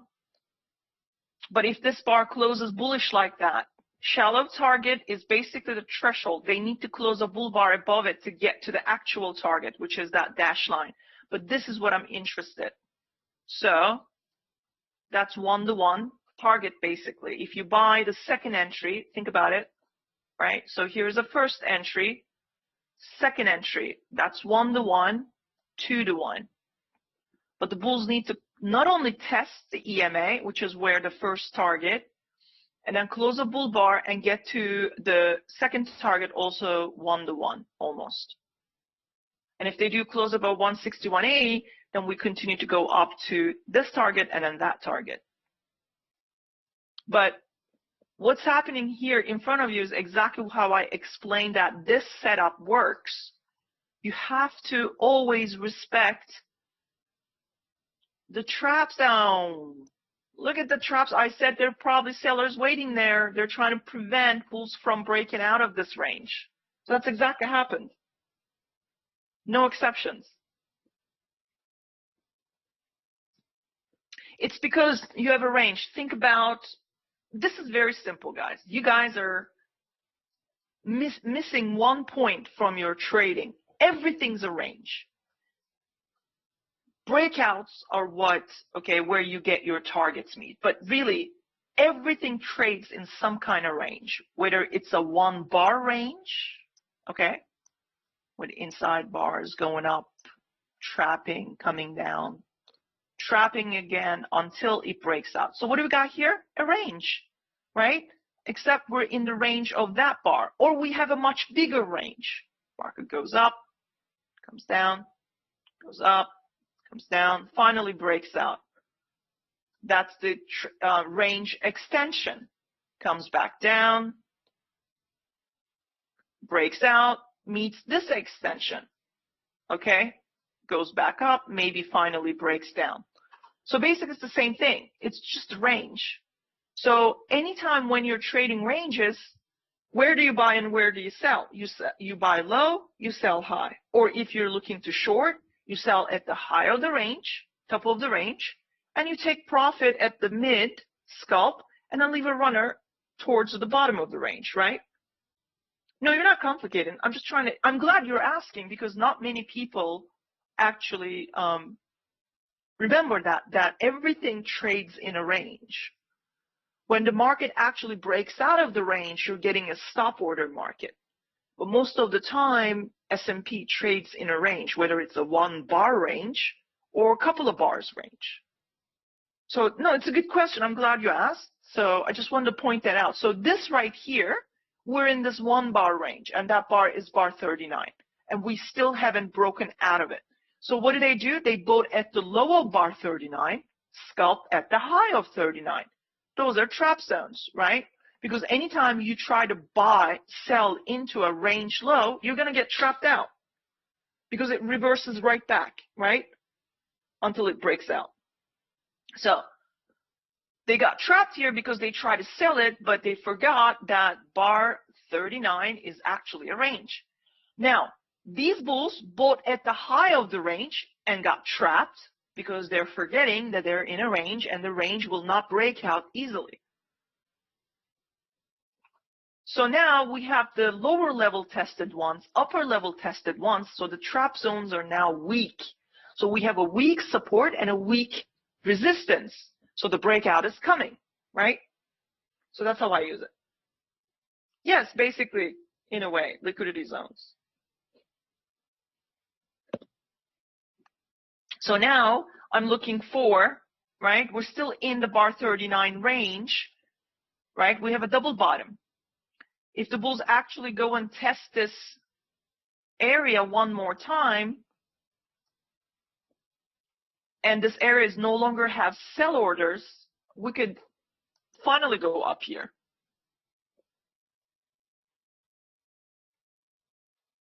But this bar needs to close above here and eventually here. All right, so let's see.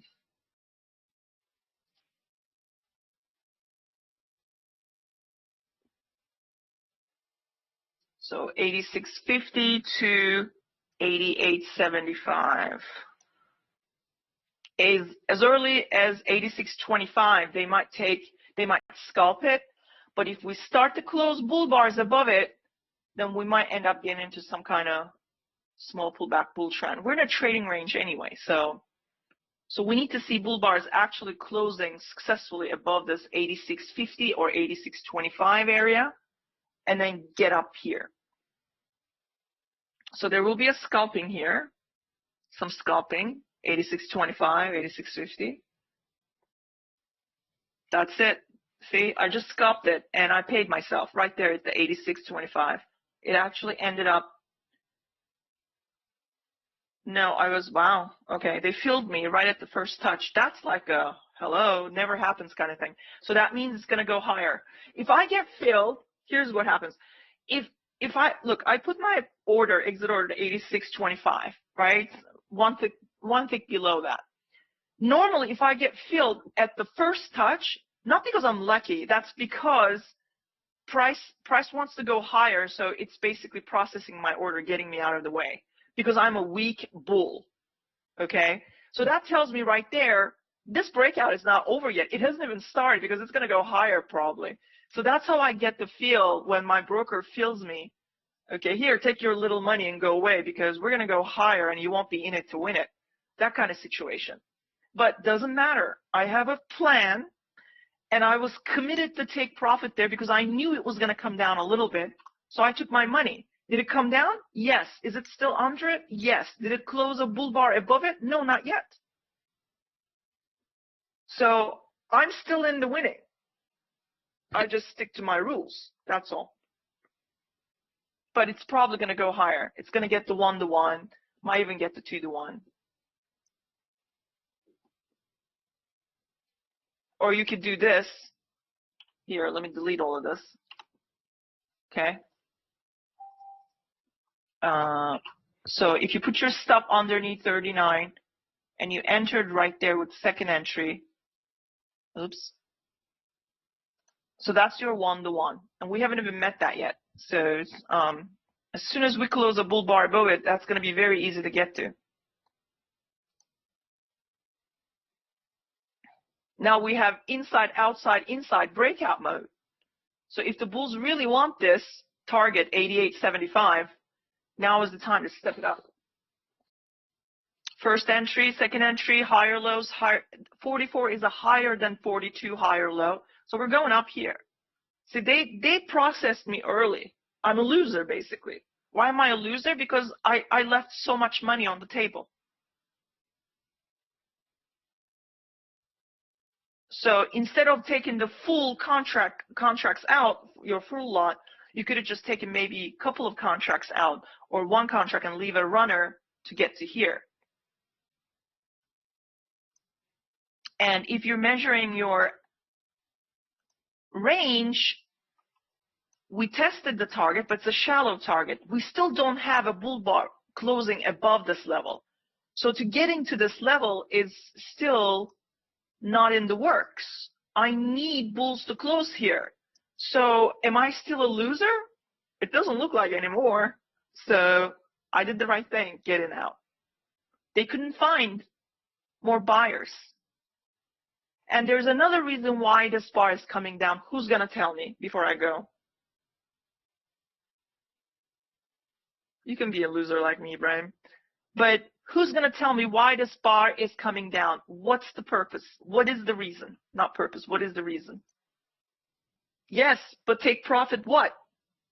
Take profit 150?